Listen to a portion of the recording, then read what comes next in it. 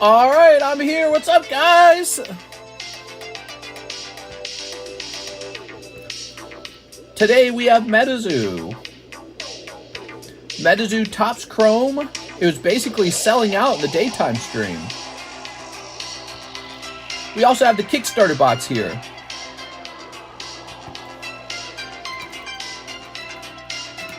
Metazoo tops Chrome is a hit. Magic the Gathering Duskmourn, popular live card shop. Alright.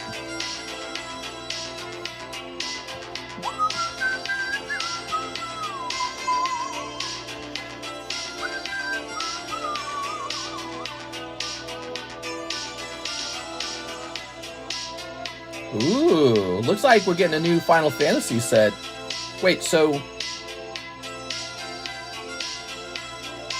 looks like we're getting another Final Fantasy set, and it's going to have some cool cards in it.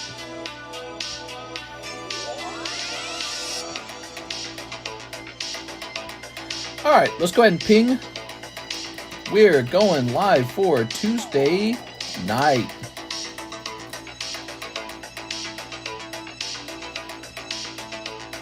Alright.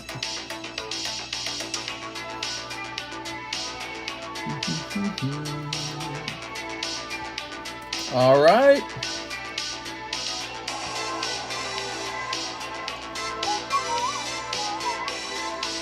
Very good.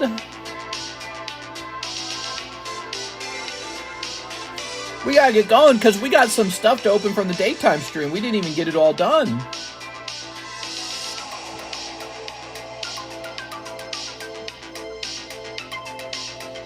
All right.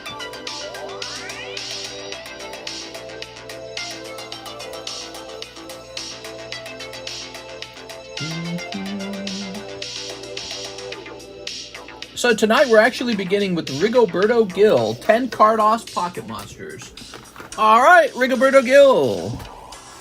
Oh, let's get this La Flame giveaway going as well. Are you ready? So give me a second here. You have to type La Flame, all caps. That's for the giveaway. He's giving away a spot in the Metazoo Kickstarter Break. Alright, La Flame is set up. We were having a lot of fun exploring the Metazoo cards, which we'd never really done on this channel before. But La Flame donated for a free spot in the Metazoo Kickstarter box. So there it is. You got to type that in. Move this over here. Now, I saw Rigoberto Gill sent for 10 Carddass Pocket Monsters. Alright, here goes. Rigoberto, 1, 2, oops, 3, 4, 5, 6, 7, 8, 9, and 10. Wow, that's a lot of cards. Let's see how good they are. I might give you a bonus one if they're not good enough. So you got Ponyta, you got Farfetch'd, very nice. Bellsprout, oh, Raichu. Oh my god, dude, he pulled Prism Dragonite. Prism Dragonite, okay, you're doing good actually. Ninetales, Cubone, very nice. Cubone's popular. Victory Bell, and Graveler. Okay, so out of this round, you get this lovely Dragonite. Awesome. A higher grade on this Dragonite, and the whole order's paid for. I've seen this guy. He's a pricey card. All right, Rigoberto Gill. Congratulations on that. All right. Better turn on my iPad. I hung out with Karis all day after the stream. I guess we stayed up a little later together than normal. There we go. Maybe that's because we got off work so late together. Didn't feel like we had spent much time together. There we go. All right. Karis is working really hard on that Alakazam drawing. She got like 2 more of them done. She just can't get it just right, just the way she wants it. All right, let's see who's got this. Mr. Chu. By the way, if you enjoy giveaways, you need to join our Discord server. We host giveaways exclusively in that Discord server. Number 5 is Chu. Number 6 is Alex. Hey, how about that, Alex? Number 7 is Loopy Matcha.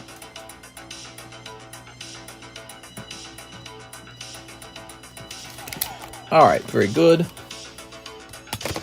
Nice. So rotate on these. We got this Carddass Mew. Yeah, look at this Mew. He only graded 8. He's $110. That's not bad. Bandai Starters 1. Here's Eric Cartman. Aladdin. And Sponge Babadoo for $50. Okay, let's get some new cards up here. So, we got a lot of stuff to open for you guys tonight. Primarily because there was stuff that was not finished getting opened for the daytime stream. Nightbot, choose me. Lots of green names today. I like that. It means we got lots of members here. What's up, guys? We got 49 viewers already. Awesome.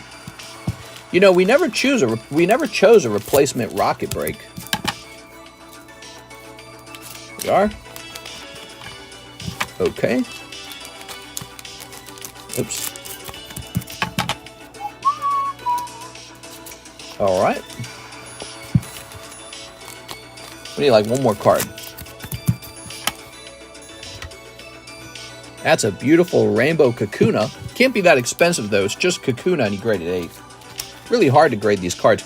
Man, I wonder if I cracked this and sent this off to CGC, what it would grade.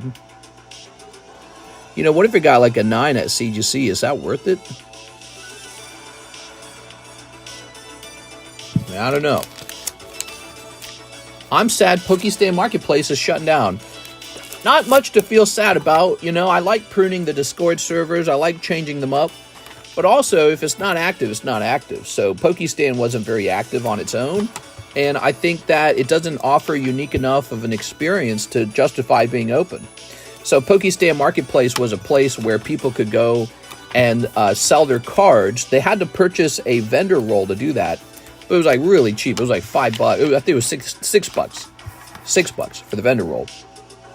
And I checked, and we only had 32 vendor rolls handed out last time I checked. And I think what was going on, nobody really visited Pokestan. So I felt that it didn't really offer value to those people who were paying for that vendor roll.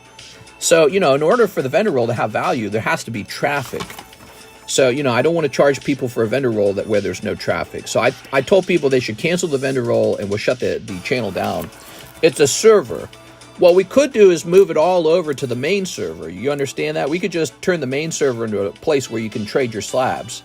And then bada bing, bada boom, you're done. But I haven't decided on that yet either. All right, here we are. Ooh, yeah. I might instead create a system where you send your cards to me and I sell them for you. Because I just finished doing that for LaFlame and it was freaking easy. It wasn't that challenging at all. If you got good cards, they just sell on this table. I think the main server move would be nice. Yeah, if it was on the main server, it would already be better because I think there's more people hanging out there than on the, you know, the side server. All right, I won a card tonight in auction. I don't buy a lot of cards in auction, but I got an auction card tonight. I bought a Metazoo card. Metazoo Hello Kitty. I got the Hello Kitty from Metazoo. So I think that that's very funny. And yeah, I just tossed in a final bid and it won. I was like, all right, I'll take it. All right, what we got here? So Gadatsu, let's get it going. Gadatsu 102. Oops, that's 103. Cheapest buy now, right, guys? That's how we do it. Cheapest buy now. This Gadatsu should be $30. All right. We'll make ours $29. Okay, our Gadatsu is $29. Here's Stussy. Right into Stussy. Well, Stussy graded 9. So I'm just getting rid of Stussy. She's $16. We just want her gone. Rebecca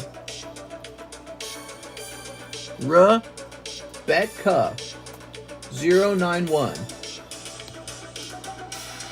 She's an Altart. Okay, Rebecca Altart costs a little more. Also, it's English Rebecca Altart. Well, it's kind of pricey. English Rebecca Altart is a $54 card. Is there room in the grill box for her? I think we're putting her in the grill box. So that is Rebecca OP5 English. All right. She's going in here. And then we're going to go get the Waifu Shuffle and add her. We're going to take 3 cards. That's 60. All right. It's going to say number 091, Rebecca 10, -5. -5 goes toward the star card. If this gets pulled, the star card goes down in price by $5. All right. That's to keep things simple. Now we got this Monkey D. Luffy 10. Oops.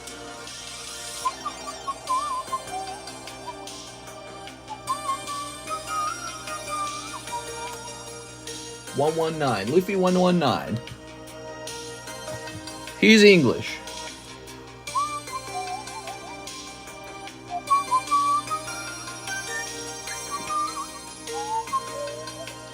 So he gonna be a whole $53. I'll make ours 50. So ours is $3 cheaper. Stussy's a funny name, dude. I like this name, Stussy. All right. Topps Rainbow Kakuna. Let's see what we got on Topps Rainbow Kakuna. Wow, the cheapest one is still expensive. It is $43. So Kakuna, $40. Rainbow Topps, very special. All right, there we go. We got more cards coming up on the table now. Cool. Let's take a look. Bryce Wolf, 10 Metazoo. As you guys know, Metazoo was a really big hit in the daytime stream. We will be sold out of it in the nighttime stream, I think. We got 2 boxes left. That means all we got left is 40 packs. But I don't know how many more orders that were already placed that I got to fulfill. So we could have as little as 20 packs left. They're now $5 a pack. So that's a 7. All right, so we're going into the next box. Yeah, we really just don't have any of this. I highly recommend jumping in here, the Metazoo Kickstarter. We got the box. The moment this is done, we can open it. We're not waiting anymore. The moment this list is done, we can just immediately open it. So if this list filled up tonight or tomorrow night, we're opening it. And we're going to have a recording of us opening up the Metazoo Kickstarter First Edition box. So that's the one that carries the Kickstarter Mothman. There we go. All right, that's 7. Oops. 8, 9, 10. A big fat hen. Oops. All right, let's take a quick look. 1, 2, 3, 4, 5, 6, 7, 8, 9, 10. All right.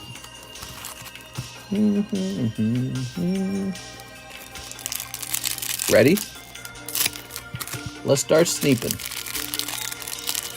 Trying to figure out how I'm going to get Mr. LaFlame paid, because I think he likes to get paid with crypto, but my crypto account is empty. Here we are. And here we are. There it is. We sold his Registeel. I got to ship that Registeel now. Sold for $1,075.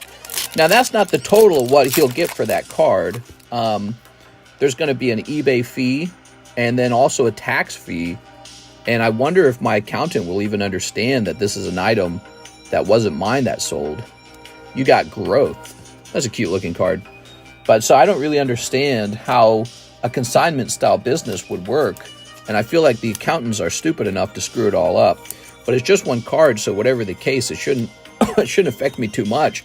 But from their perspective, they probably think that I've made a profit, and so I have to be taxed as having that as an income, not just the eBay tax. So I don't know what's going to happen with that. But I told LaFlame that it's just an experiment. Selling somebody else's expensive card on eBay is just an experiment for me. And so I'm just going to take a really, really, really small fee for selling the card and getting it shipped and all that. And we'll just see how it all plays out. I don't know. I don't know how much the eBay fee is yet, because I don't think eBay shows you until after the shipment's complete. Frozen people, I think we have to finish shipping it to the customer, and then they release the funds. The Metazoo cards look like Pokemon. Here we are. Nothing looks like Pokemon, man. Pokemon looks like Pokemon. Here we are. Pokemon's on another level. You don't even know. Here's Piasu Bird. No, you can check now in order details. Go to the bottom. I did that, and it showed a couple of my recent orders, and they all had like the eBay fee, but the Registeel said 0. So it didn't show any fees yet. And I think what's going on is they haven't processed it. I'm wondering if it doesn't process for a while. Here, let me look at it. So you said order details, right?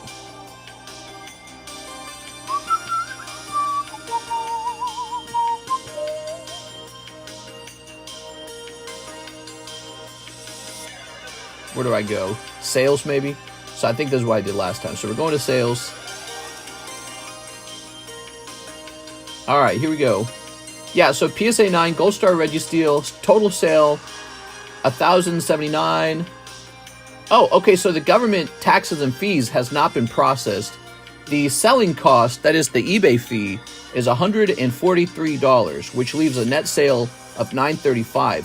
But we will get hit with the tax and government fee as well, because I can see for everything else I sold, we had to pay a government fee. But so far it says there's no government fee. So that tells me they're going to calculate it later. Just like when I first checked it, they didn't have an eBay fee yet. But so officially the eBay fee is $143 for that card. That is so much money, dude. Ooh. You can save so much money by just staying away from eBay. 140, I mean, that's serious money. Mr. acting like he's not a businessman. Well, you have to understand, I've never sold stuff for people on consignment on eBay before. And I really, truly don't sell my slabs on eBay. I've sold a couple over there, but it's just a simple thing. Almost like 99.999% of my slabs are sold right here. And then my accountant figures out a tax fee later. We are. All right, we got Squonk. What the hell is a Squonk? Why does it look so awful?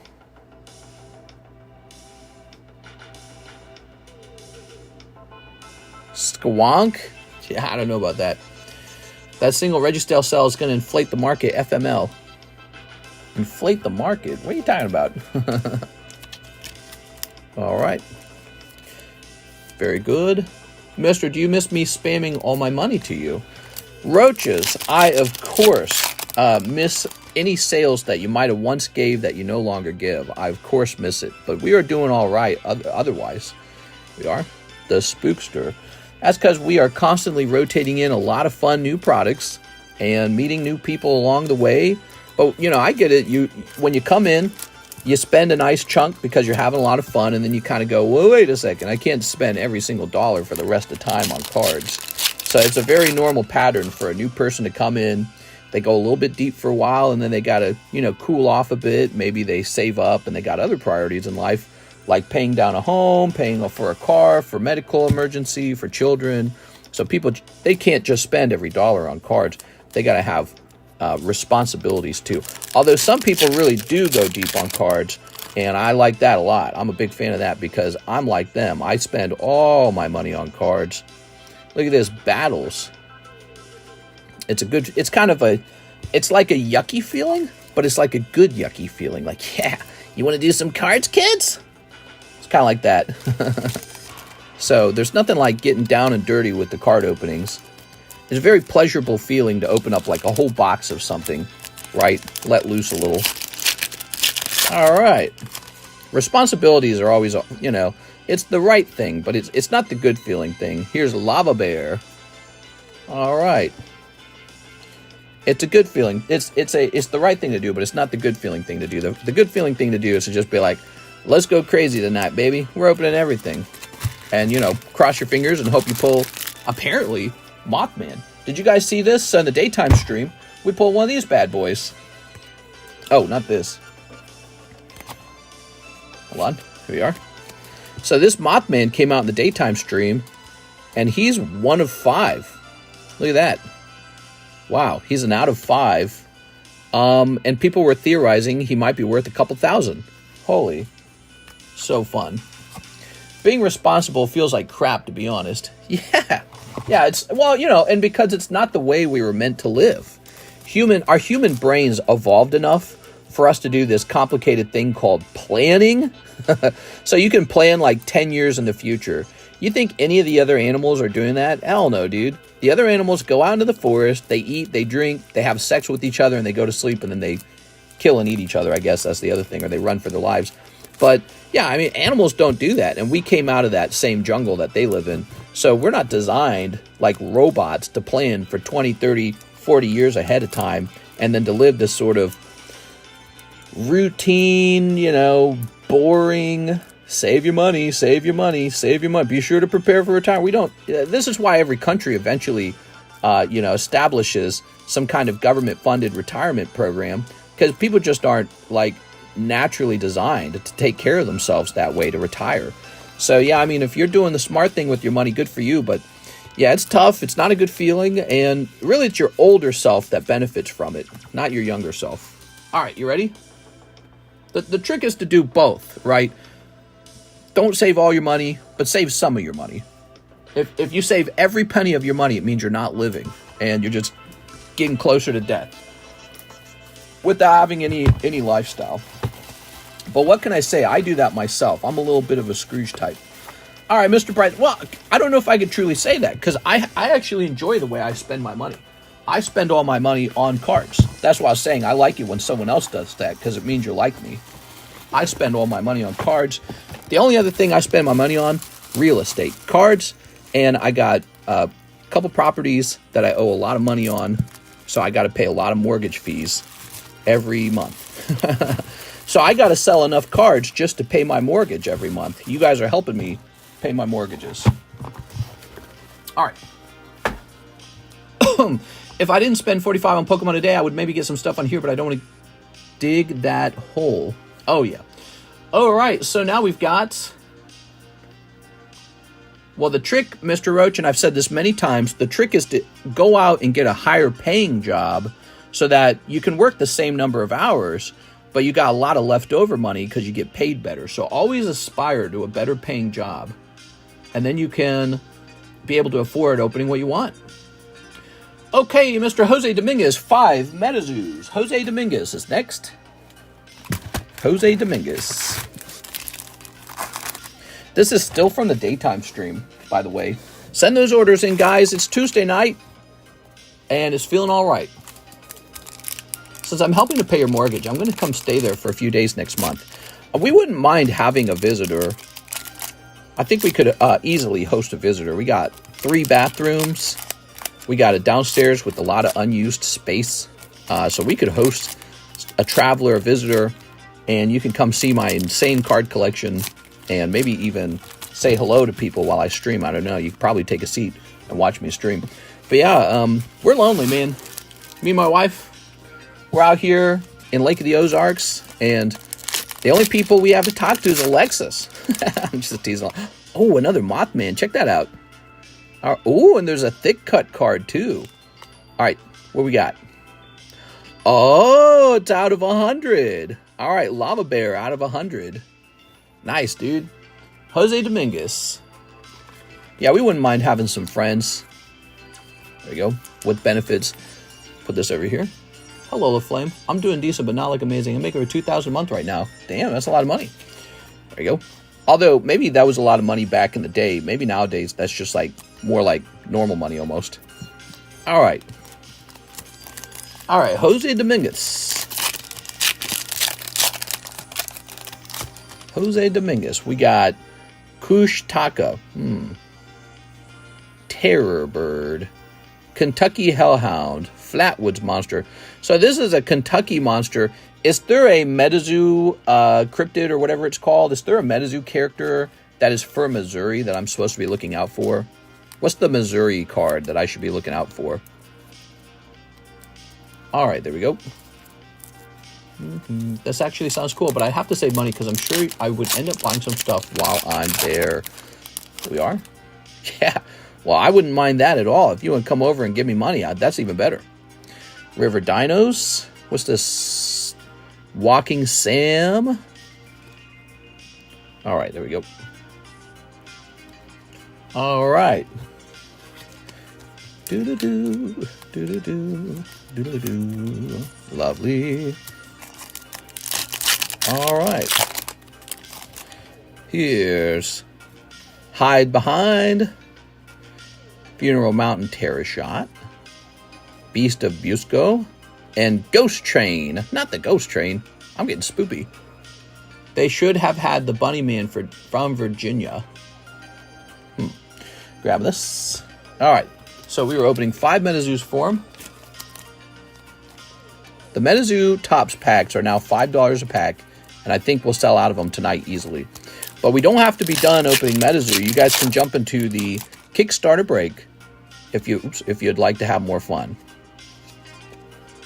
Battles and Mantis Man. Mothman, I think, is West Virginia. I grew up in Kentucky, never heard of that. Yeah.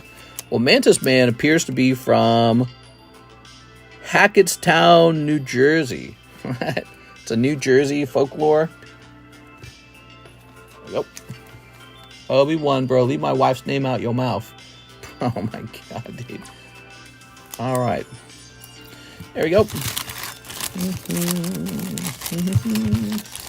Jose Dominguez.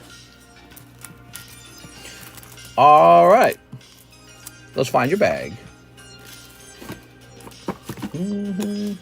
Missouri Ozark Howler. Really? It's actually got Ozark in the name? That's hilarious. Let's see. Jose Dominguez. Not to be confused with Arredondo.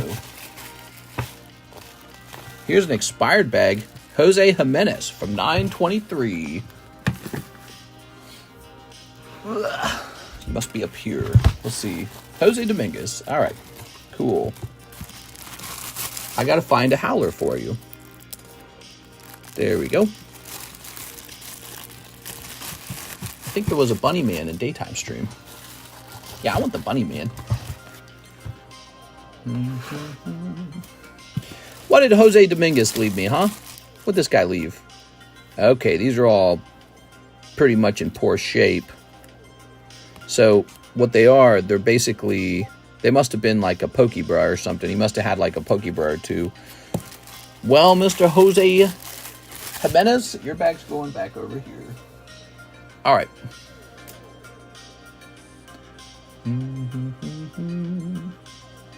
Now, he finishes off a slab away. Jose Dominguez, $880 towards slab away. Holy. You got it, man. So let's go over here.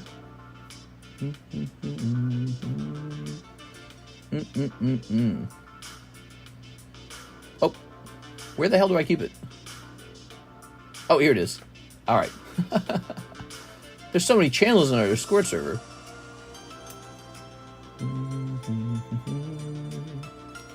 Oh my god, he finished that Magikarp. Holy Jesus, dude. All right. You got it. This is one of the biggest slab-aways in a while, besides Anthony Kalura, who was also going pretty deep. Here it is, Mr. Dominguez. Shining Magikarp, 4K. Wow.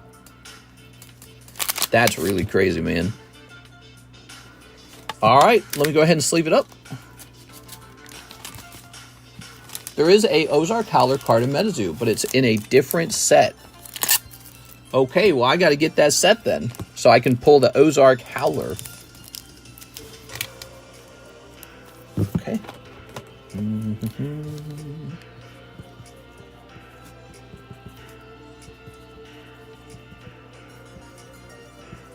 All right. How much is the Delta Species Ninetales? Yeah, I don't really know what I'd like to sell them for, because I don't think I have any more. I think I just have that one. If I have two of them, I could sell it on the grounds that I have two of them, but I kind of want one for myself. If I just have the one of them, I could sell it to you maybe as a red label card. Last time I checked, they're like not available on eBay. They're really hard to get.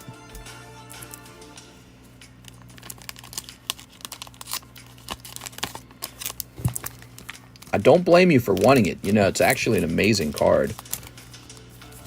But let me do a little research. He wants to know about it. It's from Wilderness First Edition, the Ozark Howler. Let's see. Somebody makes up some dumb story about like an Ozark Howler, and now it's a card. Oh, here it is. So there it is, but I don't think I have 2 of them. And I usually don't like to sell cards I don't have 2 of. Here's a card that needs to sell. I am not a Yu-Gi-Oh collector. That's got to sell. Hey, there's that Melodic. I think you mentioned him too. He's another really good card. I need to make Alexis take a picture of all my most expensive slabs. Aren't these crazy? Look at these, man. Fire type Melodic, Psychic type Ninetales. How cool is this? All right, let me take a quick look.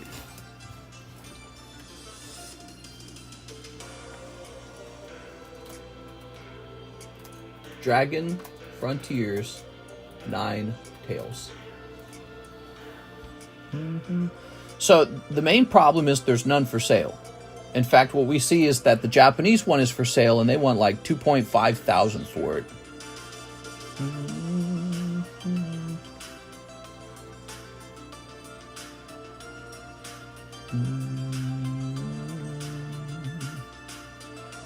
I don't know.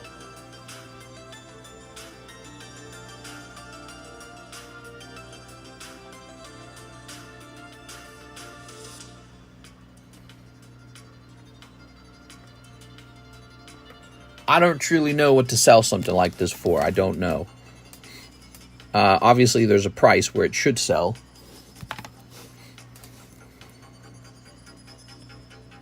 Do you know I bought this in 2021? Let's see what the population for it is. I bought that in 2021.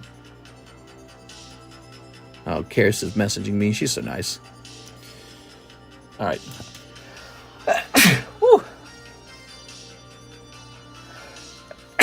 All right, let me...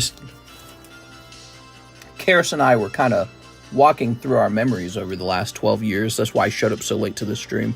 We've been through a lot of stuff. It's been like, I don't know if it's been 11 years or 12 years, but it's been a really long time. I've never been with a human being that long other than my childhood family. There we are. So, there's just 14 of these, and I got one of them, and I know I sold one of mine to another guy. Yeah, I don't know. I'd say about $350. Do you know if you're buying it with cash or are you buying it with slab away? If you had I don't know, like $2,500 on you. Suppose I put it up for 2.5. Do you have that kind of cash, or would a situation like that have to be slab away? All right, Dark Magician Girl, you've got a chance to slab this away before I turn it into a break. That's going to be turned into a break in 2 seconds. All right. That Ninetales is a $20 raw card. Well, sure. I mean, I can find a raw version of, Pikachu for cheap as well. But then there's like first edition Red Cheeks Pikachu graded PSA 10, and it's going to sell for like $1.5, $2,000. So everyone understands this. There's a very, very large difference between the raw card and the graded 10. And if you think there's value in that $20 raw card, go buy it. But you're probably looking at not a reverse holo, and you're probably not looking at one that's going to grade 10. It's probably going to grade like 2 or 3. All right, let's see.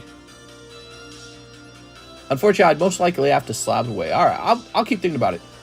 Matthew Hill says, please explain the Kickstarter break. Okay, Matthew Hill. Metazoo Kickstarter Break. It's a booster box, just like a Pokemon booster box. When we open it up, I'm going to shuffle the packs and then put them back in the box, and then everyone will get their pack in order of the list at that point. But let me show you the box real fast. Here's what the box looks like. And this is the first booster box that Metazoo ever printed. And it's going to contain something really desirable in it, called the Kickstarter Mothman. And the Kickstarter Mothman is like a $1,000 card. So if you can pull the Kickstarter Mothman, it's kind of like pulling first edition base set Pokemon Charizard. But I suppose all the other cards have some value too. I don't know which one's most valuable other than the Mothman. Look at that. That looks exactly like Pokemon down there, doesn't it? Crazy. Yep. Second round on Dark Magician Girl. Let's get it. Thanks for looking.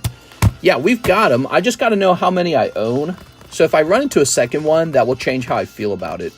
But I might be open-minded to 2.5 for PSA 10. He seems to be very hard to obtain. I mean, there's only 14 of them. And yeah, it's like I don't want to give them up. All right, but that's it. That's the box break, is that Metazoo box. $60 a spot. When you buy one of the packs, I put your name up here. When the list is full, we open up the box and we open all the packs all at once. It'll take like an hour. All right. Here's Aiden May, 2 Crimson Invasion. I'd like to grade my Mega Rayquaza. Oh yeah. Aiden May. Welcome back. 2 Crimson Invasions. Ready? Second round break on the Dark Magician Girl. Let's get it. There we go. Appreciate you guys being here. How are you guys tonight? Mister doesn't consider us humans. What are you talking about? All right, what we got in here? We got Skiddo Gengar. Yep, Gengar's one of the reasons to open Crimson Invasion. It's a Gengar set. It's got a little holographic Gengar in it. Uh-oh, Nintendo's going to patent the idea of putting monsters on trading cards.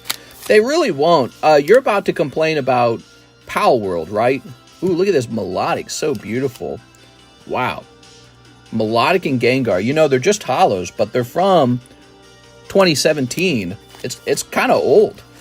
So, as I was saying, you know, look at all these Pokemon-style genre games and concepts that already exist. Digimon being an absolutely fantastic example. You know, so Digimon does exist. Pokemon's not trying to sue Digimon. What's really going on with Palworld? Well, Palworld looks exactly like Pokemon. That's why everyone talks about it. It talks about it because it intentionally looks just like Pokemon. They pretty much just ripped off the Pokemon designs, made a little change to them, but it's still essentially just a rip-off of the original Pokemon design. So when Palworld came out, one of the reasons it did so well, besides the fact that Pokemon designs are popular, you know, everyone couldn't stop talking about how likely it was going to get sued. You know, and there was a big fight over that. And now they are getting sued. But Pokemon doesn't sue everybody. You know, Digimon does exist. It doesn't get sued by Pokemon. That's because Digimon has original characters and original ideas. But you're right, it's in a sort of like monster genre, or collecting monsters genre for video games and collectibles. All right, Aiden May. Digimon is unique. Yeah, Digimon's a great example of how Pokemon doesn't sue everybody. So all these people who are bitter because Palworld lazily stole all their designs off Pokemon. It's like, come on, dude. All of us saw it coming from like a mile away. Like, who wasn't thinking they were going to get sued? Everyone was talking about it. That's all anyone talked about when it came out. It's like, Pokemon's going to sue them. Here we are. And I think there were people who were cheerleading that Pokemon didn't sue them. They're like, yeah, Pokemon can't sue them. Guess again. Pokemon's here. They're suing. Sued. Let's talk about some of the new packs here, guys. We got Duskmourn, Stellar Crown, Trick or Trade, Paradise Dragona, $79 for a box. We got Hololive, Nike, OP9, and this was $4. It's $5 now, the Topps Metazoo. Those are all new. I think we're done advertising these 2 packs right here. So these are done being advertised. I'm going to put them away now.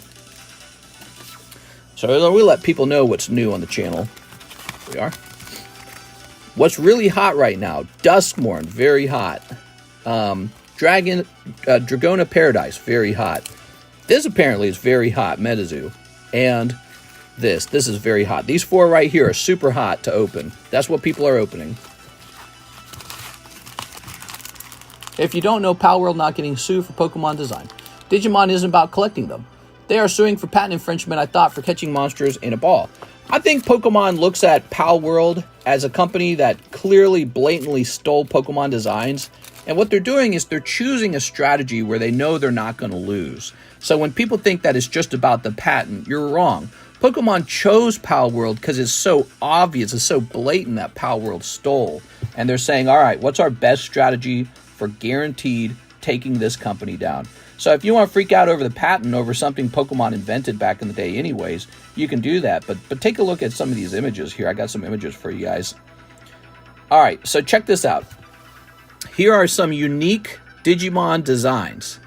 Wow, it's almost like its own game where they hired people to design monsters.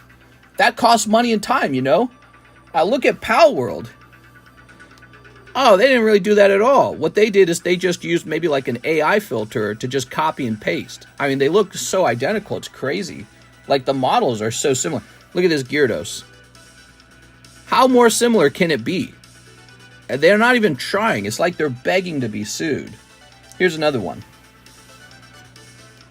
How more similar can these get besides just being a 100% copy?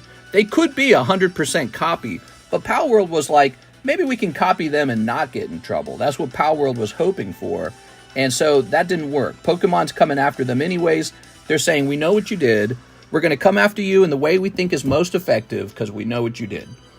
And it, you know, it can open up a discussion about how similar a game's allowed to be to Pokemon. Now, hold on. Aiden May needs to have his card graded. Mr. Aiden May. All right. Here's Jen, Jeff, Irving, Brian. Where did we put that? Was it in your bag then? All right, let's go grab your bag. You know, you're allowed to have similarities to another company, but there has to be some level of differentiation. Now, that's up for debate with the lawyers, and Pokemon doesn't want to have that debate. Pokemon wants it to be clear. If you come after our property, if we think you step too close, we're going to come after you. And everyone on the internet knew what happened. We all knew it was very... Ooh, look at that Gardevoir. We all knew it was very close. Nobody could stop talking about it. We talked about it for months because it was obvious what happened. And now people are surprised Pokemon's using a good strategy to win. Hey, they can't do that. Well, apparently they can. How do you think patents work? You think patents, Pokemon just pulls them out of their ass and get whatever they want? They went to the government. That's an administrative office. The goal of giving a patent out to Pokemon for something it invented 30 years ago, it's not a mystery.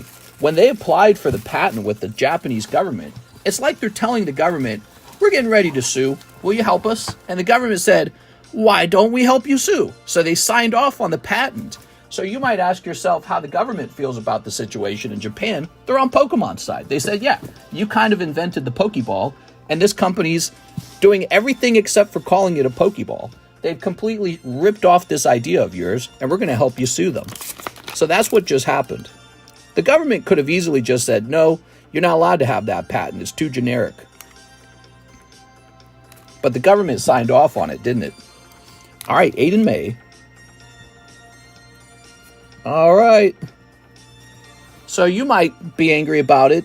Whichever YouTuber told you to be angry about it might be angry about it. The Japanese government picked a side. They said, you can have that patent. There we go. All right. The ironic thing is Pokemon copied Dragon Quest. That's another lie. So when you look at Dragon Quest, there's a couple monsters in Dragon Quest that look kind of like Pokemon. It's like the most generic crap ever. Oh, they got a bat. Pokemon's got a bat. Copycat. They got a Caterpillar. Pokemon's got Caterpie. Copycat. Pokemon invented 151 Pokemon at the time that they made their game. Chinese dragons, like in Dragon Quest, they got a Chinese dragon.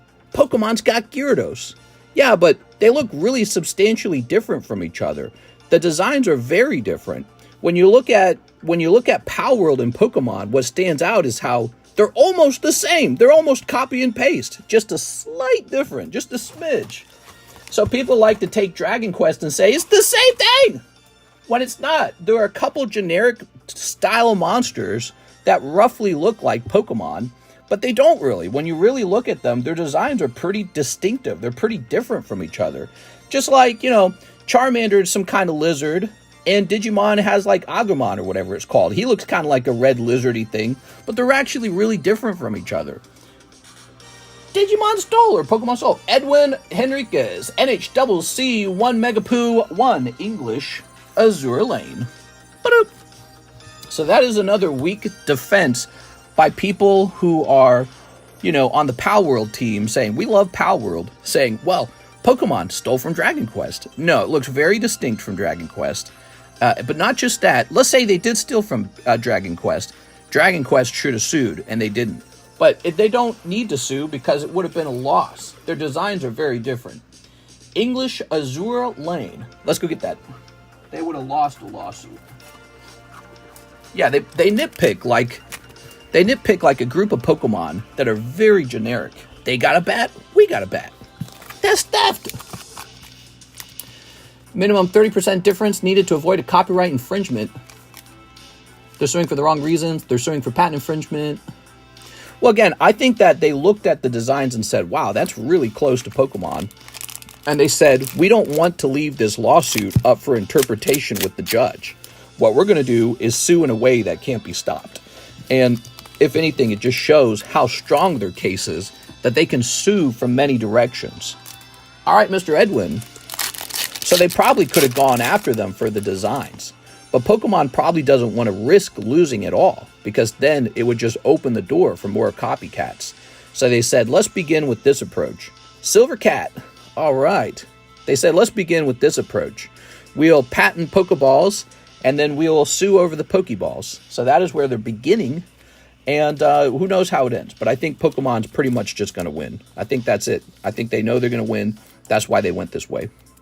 They're choosing a direction where they will win very strongly. All right, what we got? What we got? Holo and Holo. Pokemon sued over using a ball to catch. Yeah, they're suing over an idea they had years ago that never really existed. They invented it. People forget that. It was like 30 years ago. It was like 25 years ago or something.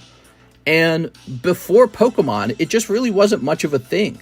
You know, you never heard of it before. Pokemon has made it so mainstream that you think it's as common as like shooting a gun in Call of Duty. No, the Pokeball was a unique invention. And so if you have a game that uses that exact mechanic, you're just ripping off of Pokemon's idea. There it is, NHCC. And people, again, they're on team, I get it, you're on team Palworld. Your arguments are very weak, and I think you'll find the same in court. I think Pokemon's going to steamroll them in court. NHCC, let's grab it back. All right. Here it is. I'm excited for Monster Hunter Wilds.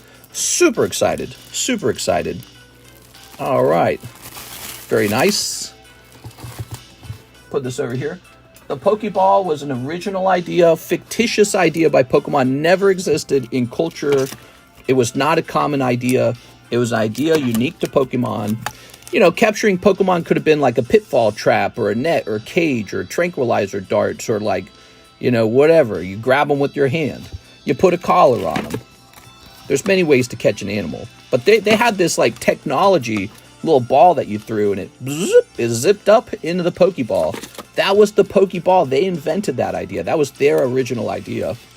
You're not allowed to steal that kind of stuff. It's called copyright theft. It's called stealing someone's intellectual property. Kevin Vu, 5 Megapoo. All right. People are okay with it because they're on Team Palworld. I love Palworld. Palworld is a noble champion of the people. And not just a rip-off company hoping to make $500 million selling a Pokemon lookalike game. Right? How noble of them. So noble. So much better than Pokemon because they're noble. And not a for-profit business, right? So noble. They couldn't just hire artists to make their own game. They had to use designs that look exactly like Pokemon, including throwing a ball at the little monsters to catch them exactly like Pokemon. They had to do it that way. They couldn't do it any other way. And it's not because they're property thieves. It's because they're noble. They're noble game developers. They're for the people. And not just looking to make money. Hey, look at that Bigfoot. Palworld is a Team Rocket conspiracy. Here we are. All right. They're so noble and so good. Pokemon doesn't even let you shoot Pokemon with guns. Palworld does. So, you know, why should Pokemon get to have a stake, a claim on an idea that they originally invented? Besides, when you look at Dragon Ball, or when you look at Dragon Quest, They have a bat that doesn't look too much like Golbat, but it looks slightly like them because they're both bats. And that's why Palworld should get to steal Pokemon designs to make its game popular. It makes perfect sense. Childhood's End. Ooh. Put this over here. The noble and generous Palworld, who is not at all interested in making $500 million in sales, which is what they made by stealing Pokemon's designs and brand. They just wanted to make a game for the people. You know, because Pokemon's lazy, and they won't let us shoot Pokemon with guns. Ah, lazy Pokemon. Here we are. Here's Alien Astronaut. Ooh, you got the Alien Astronaut. Wait, Palworld is better? Remember when Palworld people thought they were going to get more popular than Pokemon and try to phase out the Pokemon brand? Well, never going to happen. Well, yeah, now that there's this lawsuit, it's all over. What's going to happen, Palworld will probably lose the lawsuit, and Pokemon will try to bankrupt them. I don't know if they'll bankrupt, but Pokemon will kind of send them a letter. They're like, hey, we're starting with the patent. We're going to go after you for the use of the Pokeball, and here's 100 more things we're going to sue you for right afterwards. Or you can kind of dip out. What would you like to do? So that's what Pokemon's going to say. They're going to start negotiating. They're like, we know what you did. You know what you did. How would you like to do this? And what Pokemon's going to tell them is like, you can keep your game, but you can't have it in the likeness of Pokemon. You got to be unique. You got to stand out as your own thing. So what could happen is Palworld, they will have to pay damages if they lose. So first of all, they're going to lose a lot of money. They're going to pay damages. But so after paying damages, they will then be told to change their game. They will either shut down, that's possible, or they will change their game. And they might change it. They might really substantially change it so that they're no longer open to lawsuit from Pokemon. Roper, right? Right, like, Pokemon's not suing Metazoo. Why aren't they suing Metazoo? They're just a sue-happy evil company, right? Well, because Metazoo's not in the likeness of Pokemon. Metazoo's got its own stuff going on. So anyways, Pokemon will sue them, and they'll have to decide, do we want to design our own characters, or do we want to shut down? Now, there is a very, very good chance that they just shut down, because the owner's going to say, I already made $1 million, I already bought a nice home, I already bought a nice car, you know, I get my pee-pee kissed by my girlfriend wife every night, I'm good. I made my money, and I'm dipping out. So there's a chance he does that. On the other hand, what they could do is just change their game dramatically. If they change their game dramatically to not be like Pokemon, and it's just this other game, it will fall into obscurity, because when you show a picture of the new Palworld with all these brand new designs, no one will like it anymore. It'll be boring. That's what happens with every Pokemon-like game that comes out. It never sticks around because the designs aren't that good. It turns out the reason you want to steal from Pokemon is because the designs are exceptionally good. Pokemon has a skill in designing monsters.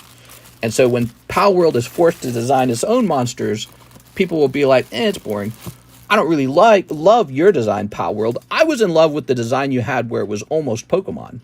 But now that it's your own different, unique thing, boring, I'm out of here.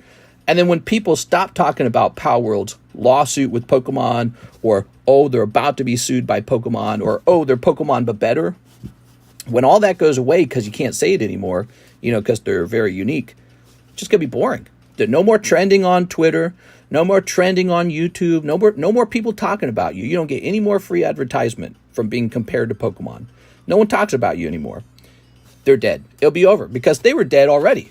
They were running low as it was. They already didn't have that many people left because over time people said, okay, Palworld was fun, but you know, it's just a fun little indie game and I'm moving on. So Palworld is about to have a lot of their money taken away, and then they will have to redesign many of their characters probably because they know Pokemon's not going to stop. They're going to come after them. After they win one lawsuit, they'll open the next one. And then they will probably just shut down or fall into obscurity. Here's Alexander Ortlieb. Let's go with 3 Waifu Shuffles. You got it. Did you get to my order of 5 Metazoo? I don't know. What's your name, Mr. Puzzles Are Hard? Mr. Alexander Ortlieb, you're next. Here we go. Heavily inspired by Dragon Quest. Yeah. Okay, here we go. A 1, 2, 3. You know what? Dragon Quest maybe should have tried to sue them. Who knows? There you go. But they didn't. And if they did, maybe they would have failed. Because I saw the pictures of Dragon Quest. It's a joke that people are comparing those and saying, oh, it's the samesies. Samesies. What are you talking about? You're reaching so hard. You're reaching so hard so that you can claim Palworld is allowed to do just shy of a copy and paste of Pokemon, because the bottom line is you're mad at Pokemon and you love Palworld. I love Palworld. That's you. So that's how you feel emotionally. But when you look at the actual designs, they're quite different. They're quite different. Not like Palworld. Palworld's almost copy and paste to Pokemon. I showed you the images. I'll show you the Dragon Quest ones. I'll show you what I'm talking about. Mr. will defend Pokemon to the grave. No, not necessarily. I'm an even-minded person. The problem is I know I'm right about this subject. That's what's going on. If Pokemon was in the wrong, I would be strongly against them. All right, so give me a second here. Again, take another look at this. That's ridiculous, right? Gyarados. I'm seeing a slightly different Gyarados. It's so obvious it's Gyarados. It's like Gyarados that passed through an AI filter, isn't it? Look at this. It's Electabuzz. Slightly different Electabuzz. Look at the little black dash on his tummy. Look at the round tummy. Come on, dude. They're not even hiding it. The main reason people talked about it is because we all knew they were going to get sued. Look at the Lycanroc. It's like the same Pokemon. If you told me this was just black Lycanroc, I'd be like, sure it is. All right, but okay, once again, look at this. Digimon, unique. Now, you could say he looks kind of like Charmander, but he's just unique. He is. These are unique monsters, and they evolve into unique things as well. Okay, now hold on. Let's go back up here. Now, check out the Dragon Quest for real. They're saying, oh, this is the samesies. Let's actually examine it piece by piece. Look at this. Let's zoom in. That's supposed to be a Zubat? How? He's got 2 eyeballs. He's got a tail. Look at actual Zubat. Yeah, they're both bats. How are you going to draw really different bats? Should this have had like rainbow colors or something? That's Pokemon's bat and that's Dragon Quest bat. They stole from Dragon Quest. What are you going to do? It's a bat. Look at this bat. Looks nothing like Golbat. You would never confuse this for Golbat. He got a big ass nose. He looks ugly as hell. Now look at Golbat. He looks nothing like the other thing. They're really different. All that's going on here is developers add bats to their game. That's it. If you took like a bat from like a Batman comic, did Pokemon steal from the Batman comic too? Look at this. They got a caterpillar. It's theft. This means Palworld should be able to literally steal from Pokemon because Dragon Quest had this. And look, there's Caterpie. They look nothing alike. They're completely different from each other.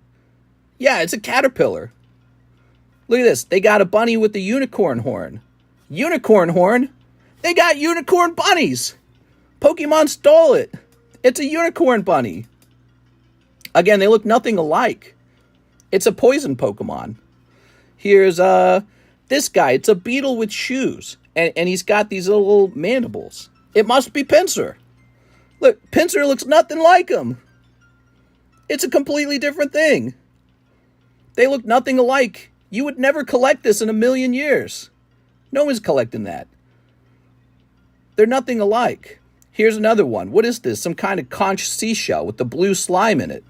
Okay, it's a conch seashell, and it's got some slimy-ass thing in it. That's Ammonite? They're the same? You're just reaching for anything you can. Look at the Psyduck. That's Psyduck. What even is this? It's got some nasty-looking tail. Therefore, it's Psyduck. They're the samesies. Here's another one. Look at this. Look at this Gyarados. Look at their Gyarados. That's just a Chinese dragon. That's all it is. It's a Chinese dragon. They exist. It's a thing. Okay, so Pokemon makes a Chinese dragon too. They must have stolen it. These guys are jokers, man. They don't like Pokemon. They're on Palworld's side. Someone threw this stupid chart together. By the way, there's 151 original Pokemon designs for the base set. Okay, so it's a big, big group of Pokemon. Many of them very unique. And they find this handful of the most generic things ever to slap together on a chart. It's Pokemon. They stole it. They stole it. Come on, dude. And by the way, you're allowed to steal a little bit, right? Like, it's that argument again. Call of Duty has guns. Fortnite has guns. You can just kind of do that, okay? But they gotta be like different from each other. They gotta be kind of different, even if they are the same, right? Like look, this game had crabs in it. Well, Pokemon had a crab in it. They stole crabs from Dragon Quest. Look at this Dragonite. Wait, that's a dragon too. That's a dragon, and this is a dragon. They stole it. What is the argument they're making here? It's so weak, dude. Such a bad take. It's so obvious the designs are not the same. But when you go back to Palworld, it's so obvious the designs are the same. Look again. Palworld's designs are literally just copy-paste a Pokemon through an AI filter. Even that's Satu. Look at the color scheme. It's the same thing. That was their strategy for design. Their strategy for design was copy-paste. It's really blatantly obvious. Look. Come on, dude. That's nothing like what went on between Dragon Quest and Pokemon. So the people that make that argument, it's a very weak argument. But nobody ever argues against it, but I am. Here's Jose Dominguez. He says shipping. All right, let's do it, man. Ooh. Dragon Quest Dragon looks like Yu-Gi-Oh's Blue Eyes White Dragon. Palworld designs are 30% different than Pokemon. Ugh. All right. Yeah, I don't know about it, man. Well, I feel like that subject is up for... It's like a gray area almost. When I look at it, I go, oh, that's Pokemon. When you look at it, you go, oh, that's Pokemon. You recognize it almost instantly as Pokemon. So what does that tell you? Okay, so we got Jose Dominguez. Do you guys like it when I shout? Shouting a bit there. Okay, here's our Shining Magikarp. Yeah, turn me into the Joker over here. Have you been outside, Murray? All right. Oh, are we shipping you for the first time? So much passion. Wow, it's so ridiculous, dude. It's so ridiculous. You know, if you want to state what you really mean to say. Say what you really mean to say. State that you're a consumer. You don't care about property rights. You don't care. You let everyone steal from everyone. You don't care. You just want more products. You're a consumer. You consume. You're a consumer. You want to consume. Hey, they can't have a right to their own ideas or their own stuff, their own design, their own brand. I just want to consume. Just say it. That's what you mean. That's why you're on Palworld side. Palworld could just have designed their own characters. They didn't want to because they're greedy. They want the Pokemon designs because they work. And they don't want to have to design stuff. It costs money and time to design stuff. They're greedy. But you're a consumer. I get it. I want to consume. What if I don't get to consume as much? Pokemon shouldn't be allowed to own their own stuff. I won't get to consume as much. That's what's going on. That's exactly what's going on.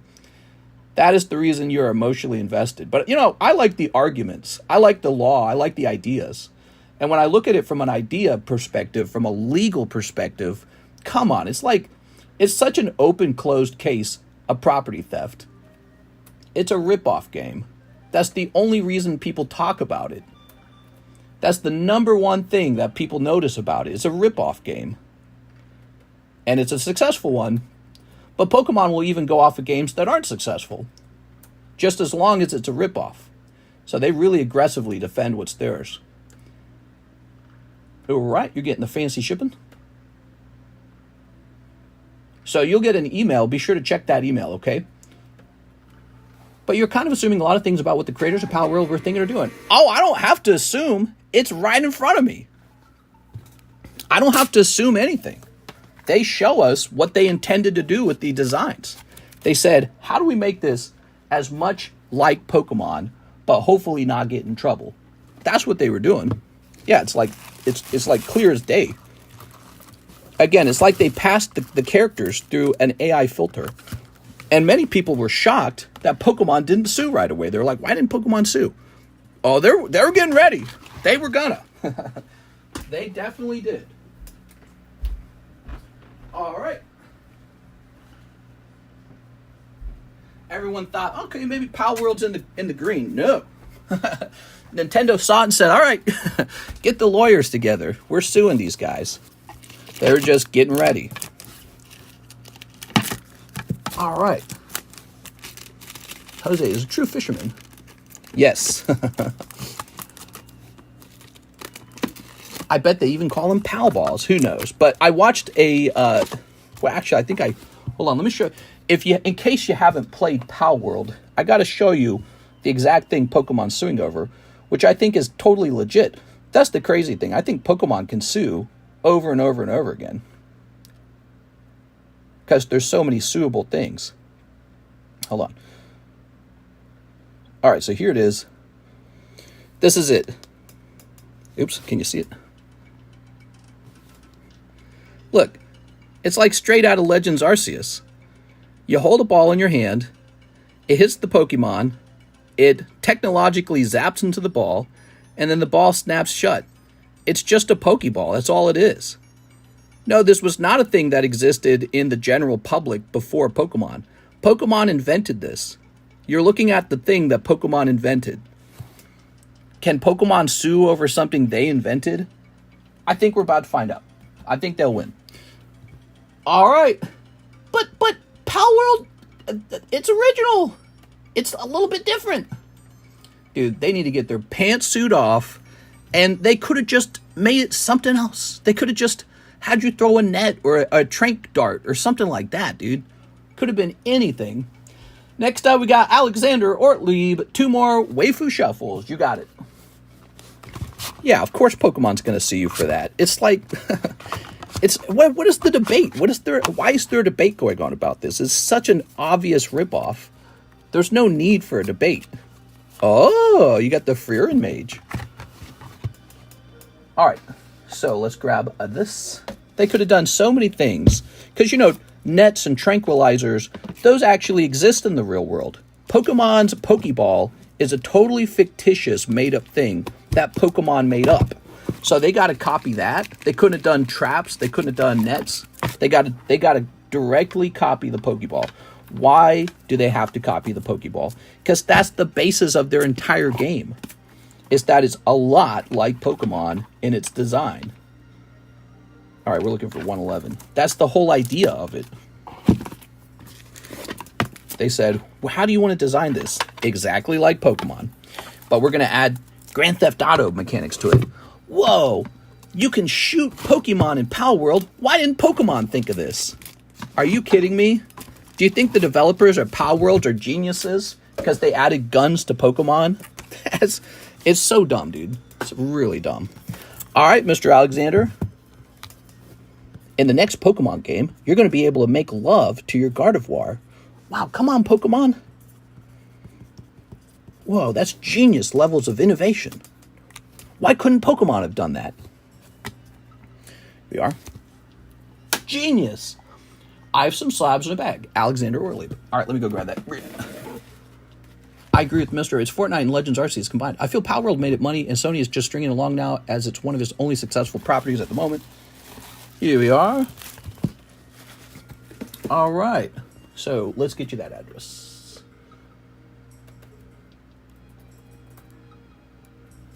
Anyways, it's such an easy subject for me to badger or beat up, because I feel like the arguments write themselves. I don't even have to think about this with this one. Sometimes when we have a debate, I have to actually kind of like, haggle around with my ideas in my head, like maybe this way, maybe that way. No, this one's like easy. And yeah, there's other YouTubers out there saying Pokemon's big evil. Pokemon big? That's bad. Palworld small? They're the good guys. But those are entertainers. I'm an entertainer, but those are entertainers slapping together a knee-jerk emotional reaction and whipping it up in 30 minutes. That's what they have to do. That's their job. They're entertainers. So these guys go, yeah, well, the feeling of this subject is that more people on Palworld's side, or that's the controversial take, or that's the, you know what I mean? So they just pick a side and then just say a bunch of stuff. All right, Mr. Alexander, thank you so much. Boop. Here's Jennifer Yap, 10 Metazoos. Oh, we're almost out. I did another order as well for 4 packs later on. You can add them to the bag. Sounds good. 1, 2, 3, 4, 5, 6. How many sales did Palworld make? They made $500 million of sales. This is not some poor, impoverished developer company. They are making $500 million stealing Pokemon designs, including the Pokeball. It's not some like, oh, you poor developer. Not that it would matter. If you were a small developer who wasn't making any money from it, you still don't have a right to it. That's the idea of private property. That's the idea of intellectual property rights. You actually have to go invent something. You have to draw. Get your drawing pen out. Go to the drawing board. You have to draw something. All right. 1, 2, 3, 4, 5, 6. Doesn't matter how rich or poor you are, but they're not like some noble champion of the people. They're property thieves, and they're making $500 million, and then you're shedding a tear for them because some guy on the internet saying, how could Pokemon sue over this company that's directly copying their idea of throwing a Pokeball? That's so wrong. But what about me? I want to consume. Here we go. You ready? How will I consume if you take Palworld away? I can't shoot Pikachu in the Pokemon game. They don't innovate enough. Give me a break, man. But Palworld can go make that game without stealing Pokemon's designs. You just wouldn't play it. And that's what happens with all the Pokemon genre games where they're making their own unique designs. All right, here we go.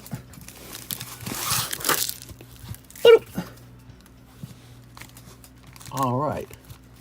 I think most of the hype for Palworld comes from fan frustration. Oh, yeah. Well, I mean, if you've listened, I'm frustrated too. When I play Pokemon Scarlet Violet, I feel like the game is far too easy. I'm not a big fan of open world, so I don't really feel like that contributed much. I don't feel like the game, is so much better now that it's open world. The 3D designs feel cheap. The world feels cheap. Now, I will have to say this. I think part of that is because of the constrictions of the Nintendo Switch. So don't forget, it's a cheap, weak little console. The next Switch is probably going to be powerful. I think the leak for the Nintendo Switch 2.0 it mentioned that it's going to be real powerful. But I played Monster Hunter World on the Xbox and then Monster Hunter Rise on the Nintendo Switch, and it was terrible on the Switch. It's just clearly a weaker machine. So 3D Pokemon has the limitations of the Switch. A lot of games on the Switch, unless they're really, really skillfully optimized, do not feel that good on the Switch. So, look at that, Rainbow Wizard. So be careful not to blame all of Pokemon's lagginess or lack of high-quality pixels strictly on the developer. It could be the fact that when you have a weaker console, you have to be more skillful to make the game look high-res. But that is an issue. And then, it is just kind of slow. I didn't like the music. The Pokemon designs were weak. I think the designs... Okay, you go. You ready? What we got here? The Death Beam. Ooh, so this is a hit. It's called Cryptid Camera Death Beam. Wild. What's this from? It doesn't have a location, huh? A blast of power from the Grim Reaper. What? It's not a numbered card, though. So when we pulled a numbered card, it was from a thick white card like this. Or not a white card, but just a thick card. Don't sketch Pokemon and sell them on your channel. Well, I think that's hand-drawn art. We're not mass-producing it. It's drawn by an artist. I guess, if you want to call me that or call Karis that. That is hand-drawn art. But you're right. Pokemon could actually come after me and give me a cease and desist letter and tell me, how much did you make on those cards? You made a couple $100. You're giving all that over to us. Pokemon could do that. If they did that, I would be disappointed, but I have to respect their intellectual property rights. But they're not going to come after me, just like they don't come after many Pokemon artists. They go after someone like Palworld, who is doing it at an industrial level and making $500 million, okay? Fair play. That's exactly the whole point of a lawsuit and property rights is exactly for this scenario. All right, we got the Chupacabra. Here we are. But yeah, the drawings are handmade. They're not industrial. I don't have like a printing press where we're printing hundreds of Pokemon cards. All right. And you give credit to them. You didn't say it was something you created. Yeah, all kinds of stuff. Yeah, I don't draw the Pokemon in poor ways. Like I don't, draw some creepy, furry, whatever, gross stuff, adult content. Yeah, it's just a simple drawing. Pokemon doesn't give a crap if I'm drawing Pokemon. They care about Palworld making $500 million on a Pokemon ripoff game. Here's Ghost Deer. You know, people do this all the time, actually. They draw Pokemon all over the place. Ooh. But again, if they wanted to, they could. It's their right to do that. And I respect that because those are called intellectual property rights. So Pokemon, just like when you play a video game made by Nintendo, remember in the past, they didn't allow you to monetize it. They didn't allow you to play the music. They didn't allow you to monetize video games for YouTube. Maybe I'm showing my age there. I don't know if any of you guys remember that. Back in the day on YouTube, if you played a Nintendo game, you could not monetize it. Nintendo said no. And everyone kind of grumbled and complained about it. They're like, come on, Nintendo, get with the times. And eventually they did. They said, okay, this is good for us. It's like free advertisement. So they changed their mind on that over time. But the point is, they had the right to do that. So Pokemon has the right to decide how people distribute and use their intellectual properties. And that's what a property right is. What you're allowed to do is invent your own things. So pull out your pen and paper and go invent something. You don't want to. You just want to steal their already working thing. And it makes perfect sense why, but it's just not yours. So, you know, don't be greedy. Don't be greedy. Just be rational about it. Be reasonable. All right. Here's Sewer Alligator. Look at that. Pizza Oki. Wait, this says Pizza Aoki. Is that a Aoki reference? New York City? Victor Larson, huh? So if I were to make up a successful folklore monster, could Metazoo turn that into a new Metazoo cryptid? All right, there we go. Am I seriously seeing Metazoo open? Dude, we sold through like 6 boxes of Metazoo today, and this Metazoo Kickstarter is selling through. Like, look, we're up to 12 spots already. We have the boxes right now, by the way. We have the boxes for this, so the moment this list is done, we can open it. Here it is right here. It's ready to open. So the moment this is done, the moment this list is full, we open this box live. Okay, everybody? Jump in, $60. The business deal has not gone through yet, but by the time the business deal goes through, I'm raising that price if it goes through. That is the price before the business deal has gone through. All right. Let's see. Metazoo is lazy art. Yeah. Fair enough. Fair enough. It's only $4 a pack too, though. So that's kind of nice. All right. The goal with the Metazoo Kickstarter is to pull the first edition Mothman. Actually, you know, I have not looked at the price of that Kickstarter Mothman, but I know it fell to $1,000. But with this news on the horizon, he might have already jumped. So if you guys want, we can take a look at the price of a Kickstarter Mothman and see maybe what we might be in store for if we actually pulled it. So let's take a quick look. Kickstarter Mothman. Okay, and then we'll sort this by high price. If it will just sort. Sometimes it lags. There it is. And yeah, okay, yeah. So oh my God, there's almost nothing left. There's almost nothing left. Just the other day, there were more. Look at this. They got to be buying them or taking them down. So check it out. This is a Kickstarter Mothman 10 for 2.5. And it says it's signed. So what is the Gem Mint 10? Is it the card that's Gem Mint 10 or the signature that's Gem Mint 10? I don't understand. It might be the Mothman is Gem Mint 10. Looks like it could be. Yeah, it might be. I don't know about the signature. It says auto auth. The auto isn't graded. Okay. So it's just the Gem Mint 10. Cool. So, okay, so there's a Mothman, but it's got a signature on it. I don't know if people really want that signature on the card because Mike Waddell's out. he kind of crashed the business. So that signature might not actually be that valuable. But look at that. After that, they're all gone. There used to be a whole page of these. Look at that. It's just these two now. And look at my PSA 10 Kickstarter Mothman. I didn't type in anything wrong. Look at this. So there he is. 12.9. Nobody's going to buy. Oh, one other person has this in their cart. That's hilarious. That's not going to sell. No way will that sell. But I'll tell you what happened with the other ones. Everyone caught wind of the business deal and they pulled it down. That's what happened. They said, well, wait a second. I don't want to sell yet. I don't want to sell until we know the outcome of this business deal. So I guarantee you that's what's going on. Wow, 2021. It shows you how young of a company it was. Now it's a 3-year-old company.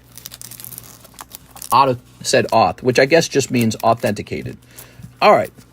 So that's very curious.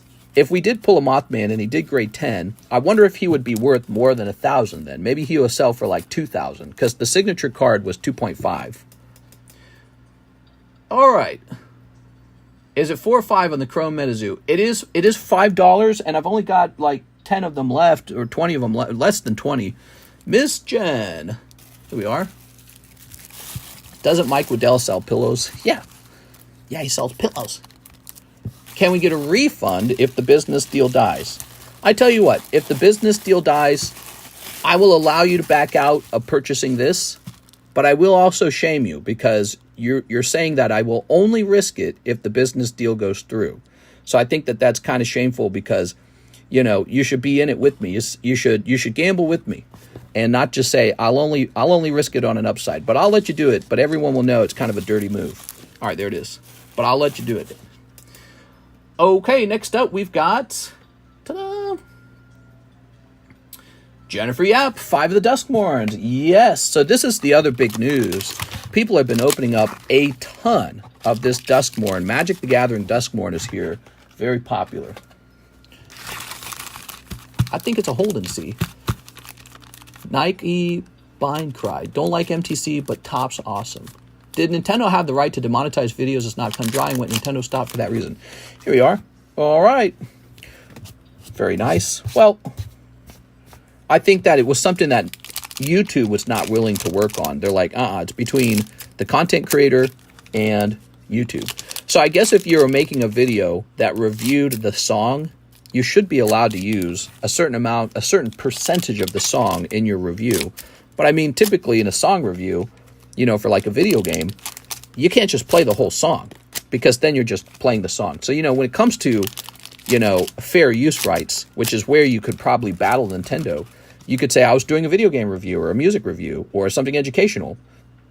But if you just play the whole game or you just play the whole song, you're just entertaining. That's all. And that's not fair use. So everyone, you know, likes to treat fair use like it just means you can have whatever you want for free. Like, I was just playing the whole Chucky the Doll movie. It's fair use. I was teaching about it. I was reacting to it, you know. So that's not fair use. You have to actually create little tidbits of content using just slices of it.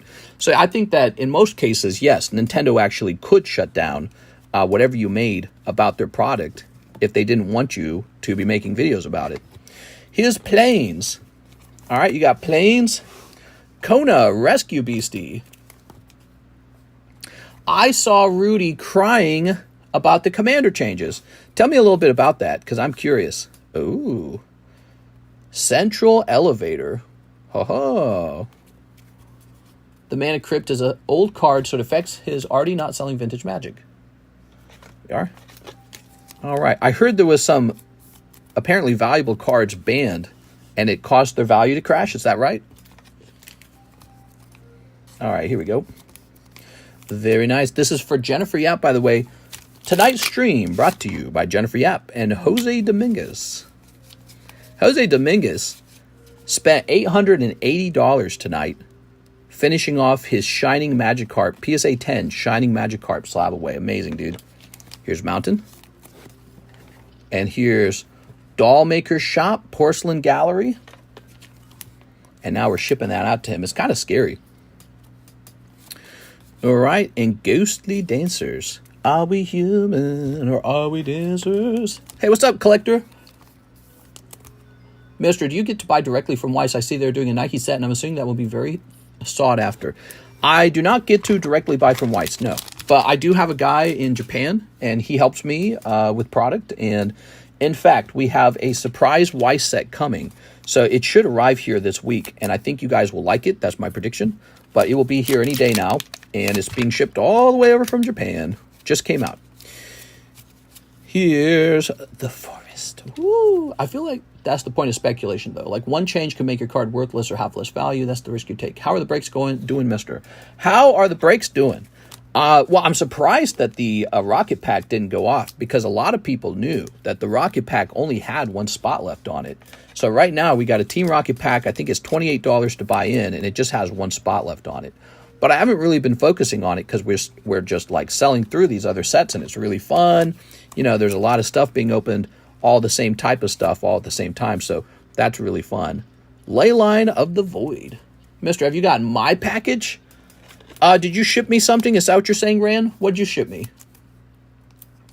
Wizard is glacial slow to ban cards, so it's not too much of a worry. I saw Rudy crying about the... I already read that. Okay. Creeping Peepers. Speaking of creeping peepers, I read a news article today about a nanny who found a hidden camera in her smoke alarm. Gross, dude. It's a live-in nanny. And the owner of the home had a camera in her room to watch her change and stuff like that. So gross, man. That was on a reputable news site. And it's, you know, it's just one of many stories today, but it was just so gross to read it. Yikes. Hidden camera in the smoke alarm. Doomsday Excruciator. Very nice. And the story goes something like he actually could tell that she had figured it out, and he tried to force his way into the room, and she escaped out the window. How insane is that? How insane is that? Mountain? All right. YouTube wouldn't let me on chat on this channel until I unsubbed and reopened YouTube, and I resubbed. Nice. Thanks, man. Hey, guys, we're headed toward 100,000 subscribers. Thank you so much. We're just working, we're grinding. We got a long way to go though. 10,000 subscribers is no joke. So we're almost there, but we're not quite. So smash that subscribe button, and if you could give me a recommendation to someone, that would go a long way. But I've been saying that a lot recently, so I might cool down on all of the, you know, smash that YouTube subscribe button banter, because people don't always like being told what to do over and over and over again. I know I don't. So I might calm down on that now, but man, I want to hit that 100,000 so bad. That is the best number, by the way. That 100K, that is the best number. Like, who cares if we reach 70, 80, 90? It's all about that 100K. That's the best number. All right, Miss Jen, thank you so much for going deep. Now, I didn't see the double exposure card or the other rare version. I don't remember what they called it. So we're still looking for some super rare ones for you. Okay, let's start you a new bag here. Jen, thanks for going so deep today. I appreciate it. Mr. God Sijmi? I'm trying to time my subscribe to 100K. Pokemon doesn't have formats like Magic where cards even 20 years old can be used for play. Oh, that's interesting. So I guess you're saying Magic does. Jen Yap. That must be pretty complicated to play then, because you have to worry about your opponent's deck being, you know, like super, super varied from a long time ago. I could see that being good and bad. Like, it's good in the sense that it's super complicated. You're not going to be able to detect your opponent. Lots of creativity. But it's also bad. Oh, this is on pause right now. We have a different giveaway. It's also bad in the sense that it's probably very hard for normal people to follow what's going on. Even people who are slightly into that hobby are scratching their heads going, what the hell's going on with this guy's deck? Like, they can't figure it out probably because it's a 20-year-old card. All right. Yes, I shipped 4 slabs. Oh, okay. What were we doing with that? I don't even remember. You shipped me 4 slabs. Did I buy them from you? Okay, what's next? Next up, we have Swolby. And he says Metazoo Chrome and Nike. Swolby. Here you go. Boop. And we're grabbing this. You know, Karis and I were talking about making a card set ourselves. It doesn't have to be a big, successful set, just a fun personal project. She likes to draw, and I said, well, what if you could just, like, design your own card set and I could sell it? And she was like, oh, my God, that'd be so cool. Here we are. Very nice. Okay, let's see what you got. Swolby. So these are the Nike cards, and they come with some sexy girls in them, like Haran here. And Tia. Very nice. How many spots left in the rocket? Just 1 spot. Just saw the nanny smoke alarm article. The dude was a dad of 4 kids and got arrested. The nanny was also awarded a lot of money. She got $2 million. So she's done working for the rest of her life. Good for her. And I have to agree with some of the comments I read that maybe that wasn't even enough money. Because, I get it. $2 million's a lot already. But, man, you're living in this guy's house and he's recording you with the camera. The punishment has to be severe. Also, from my understanding, he was fairly wealthy. He was the owner of a successful line of, like, fried chicken, franchises or businesses. But, yeah, $2 million. Some guy does something like that to you. You walk away with $2 million. I would be like, all right, that's just how life is. Wipe my hands. Now I'm going to go buy my nice house and put the rest of the money into the stock market. You know what I'm saying? You go buy a nice house in a cheap state and put the rest of the money in the stock market, and you're just done. You can just do whatever you want in life now. You don't even need to go to school. You go open up a YouTube channel and just play video games on your YouTube channel. All right, Swilby. But, she suffers damages too, right? Because he's got these images or videos, presumably, of her doing stuff, and he probably shared them to the internet. Who knows what he did with them? It's gross. It's really gross. So it's a really terrible violation of your privacy, and only one step away from being R-word, right? It's kind of like the R-word, but yeah, I think $2 million was probably just the right amount, and that guy's probably going to lose all his businesses. What's going to happen? I mean, how do you recover from that? Yeah, our boss was recording his nanny naked. Quitting that job. As an investor, I wouldn't invest. I'd be like, I'm out of here. This is a sinking ship. The news alone will sink the business. No one will eat there again. There you go. There's SpongeBob. Like, you don't want to invest in that. There's a break. The Mahwah Sandstorm. Sent for the last spot. Okay, guys, the rocket break is over. We got these South Park cards priced for the first time. Like this Cartman with the thing coming out of his butt. $18. All right. So now we have Alexander Ortlieb, 2 Azure Lane English, 2 Nike. All right, let's do it. 2 Nikes. And 2 Azure Lanes. Sent for the last spit. You want spit? If it's on the internet, unfortunately, it will always be there. Yeah, that's awful. All right, let's go ahead and snip. If you can add this to my shipping, I can definitely add it to your shipping. You can even order more than this. Yeah, your bag was not that large, Alexander, so we can add even more to your bag. If you're not satisfied with these pulls, go ahead and grab some more. All right, what we got? You can just keep going until you find something that you like. Because sometimes 2 packs doesn't hit the spot, All right. Oh. Okay, and in fact, those 2 packs were just light packs. All right. Place this over here. So what we talk about tonight? We talked about Palworld for a good hour. I feel like Palworld was the big subject for a good 45 minutes. Oh, Snow White. Okay, we got Snow White, and we got this girl here, and her name is Modernia. All right. Very nice. I gotta make some content tonight. I gotta make a short. What did you guys think of that Palworld rant? If I had Mike's side cut that rant out of the live stream and turn it into a video, do you think that would be a problem, or do you think people would generally like that? All right, here's Blanc. I've thought about taking my rants and allowing them to be placed up onto my YouTube channel as actual, like, videos. Not shorts, but videos. All right. Very good. It's Earthbound. What's up, Earthbound? 1, 2, 3, 4. Ta-da! All right. Grabbing Alexander Ortlieb. Oh, you shipped. You even told me. I'm so dumb. You might get some flack from Palworld defenders. Well, that's okay. As long as they respect my opinion, I respect their opinion. But we'll let the courts decide. But I'm not here to beat up on anyone personally as individuals. That's just my honest opinion on it, and you've got your honest opinion, and we're supposed to exchange ideas. But yeah, you're right. I might get some flack from Palworld defenders. I bet I would. Here's Portia. Here's Akeno Himajima. Ooh. You could be the Alex Jones of the Pokemon world. They're turning the freaking... What are you talking about? I don't want to be Alex Jones. That guy got in trouble. He's broke. NHCC, 2 of the OP7s. You got it. OP7, huh? OP7, that's the yellow one.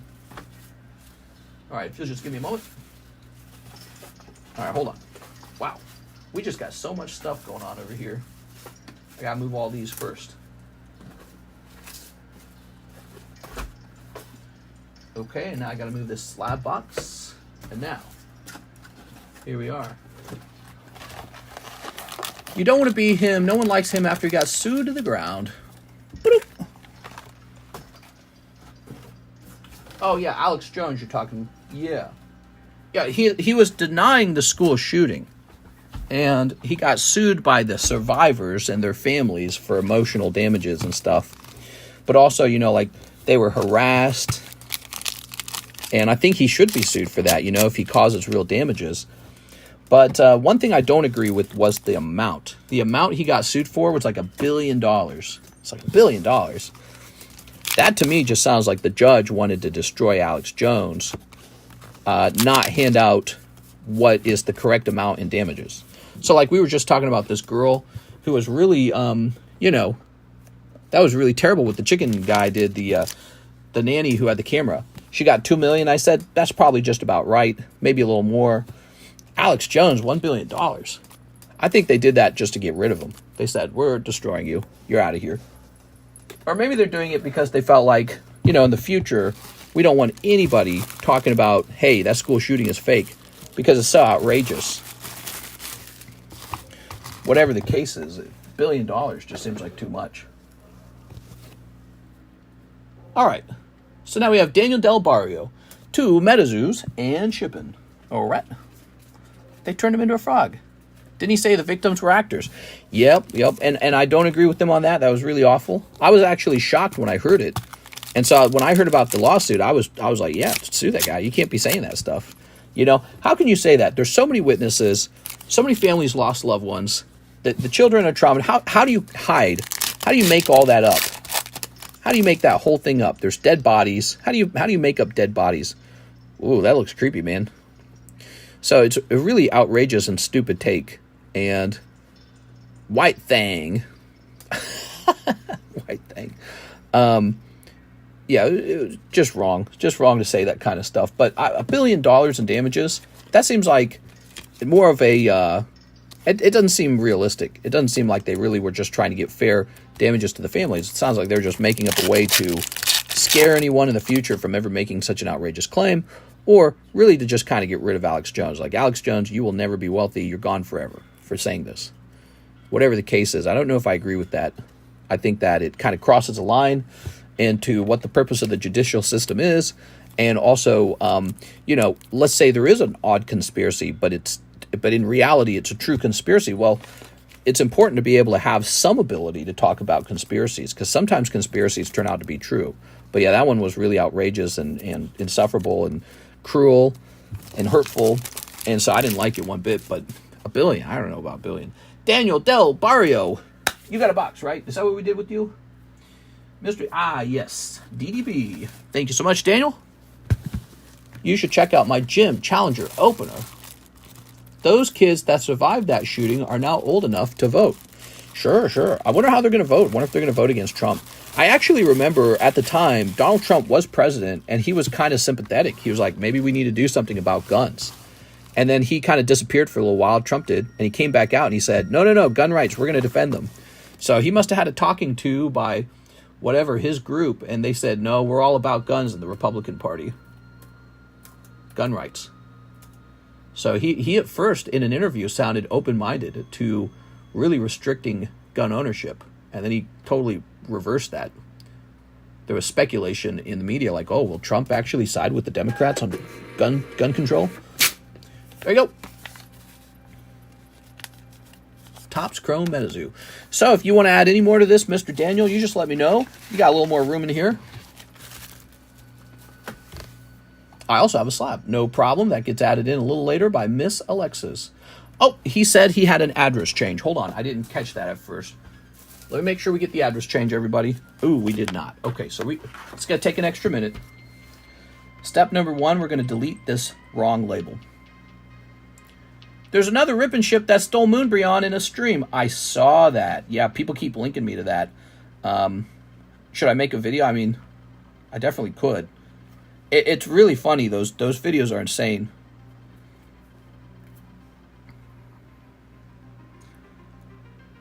Oh, come on, dude. Just load. Please just load. So slow to load the history. It's because we've printed so many labels. That's why. Yeah, that stupid guy. He did the same thing the other guy did, where you could tell his behavior was really, suspicious. The way he talked, the way his emotions changed. Like he went through this big thing of emotions. He saw the Umbreon, and he was ready to let out a yell, because that's the natural reaction. And then he held back. He was like, oh, you got nothing. Nothing? Why'd you seem so excited? Seems like I might have gotten something. You got, nothing. Yeah, okay. Sure, I got nothing. What, not stealing Moonbryon?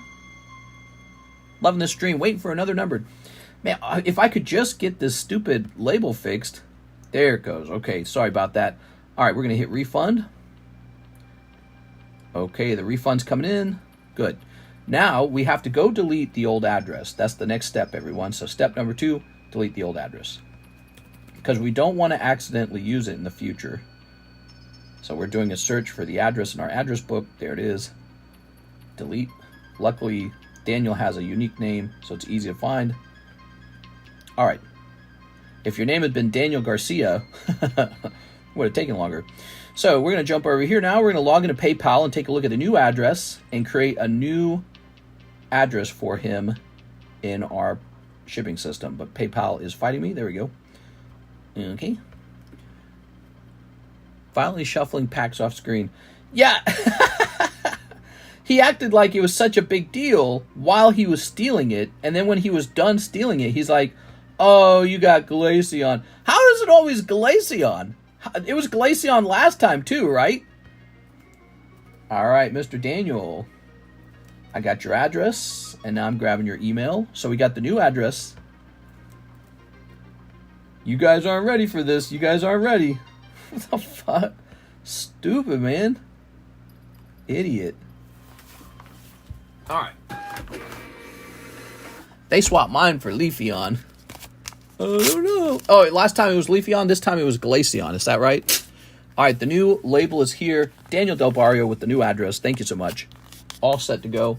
Again, you can add more to your stuff before it truly goes out. You got time to add in another Chrome Metazoo if we're not sold out by the time it's your turn again. Or whatever else you like to open.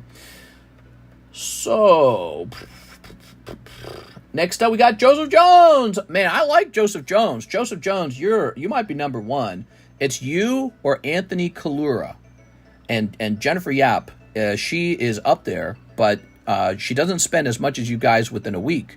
But overall, she's really up there. You guys are top customers right now.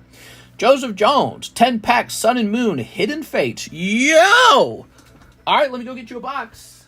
I'm liking this guy. Look at this opening.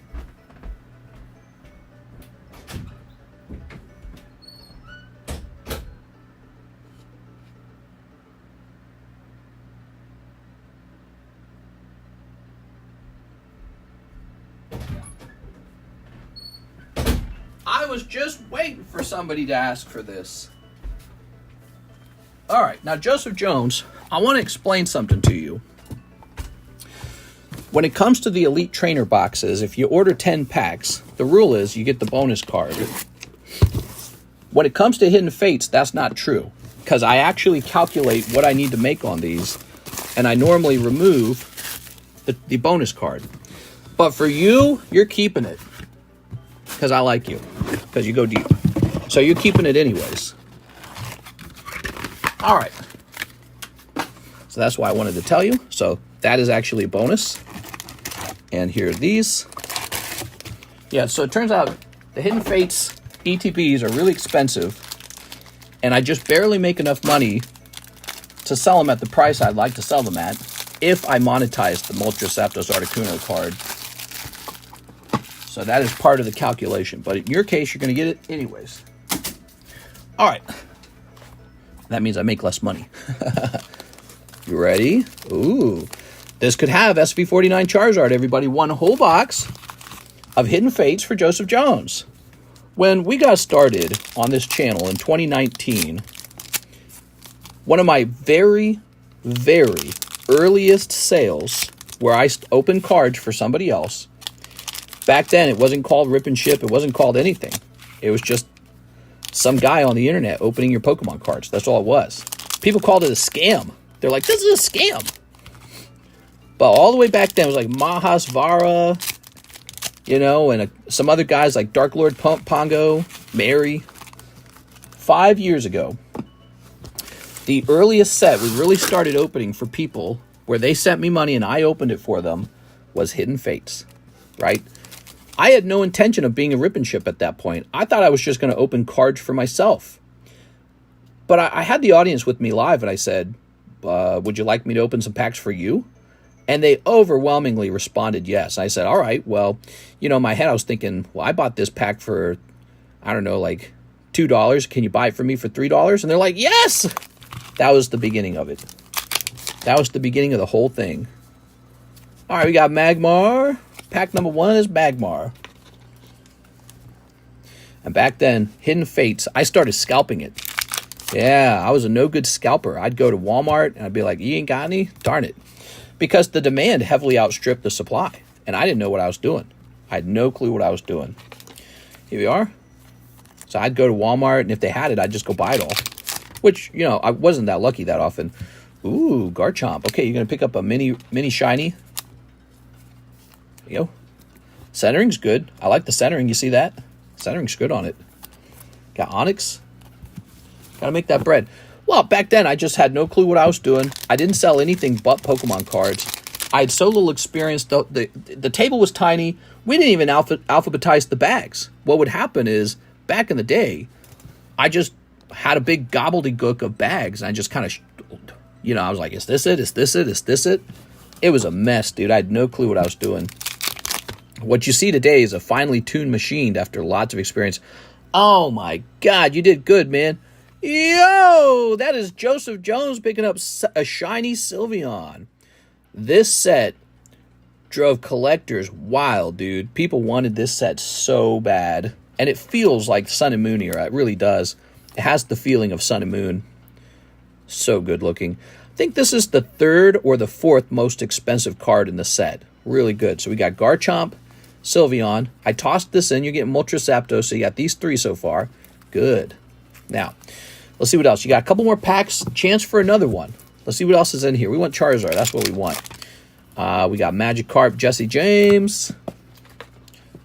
Magikarp. Curp.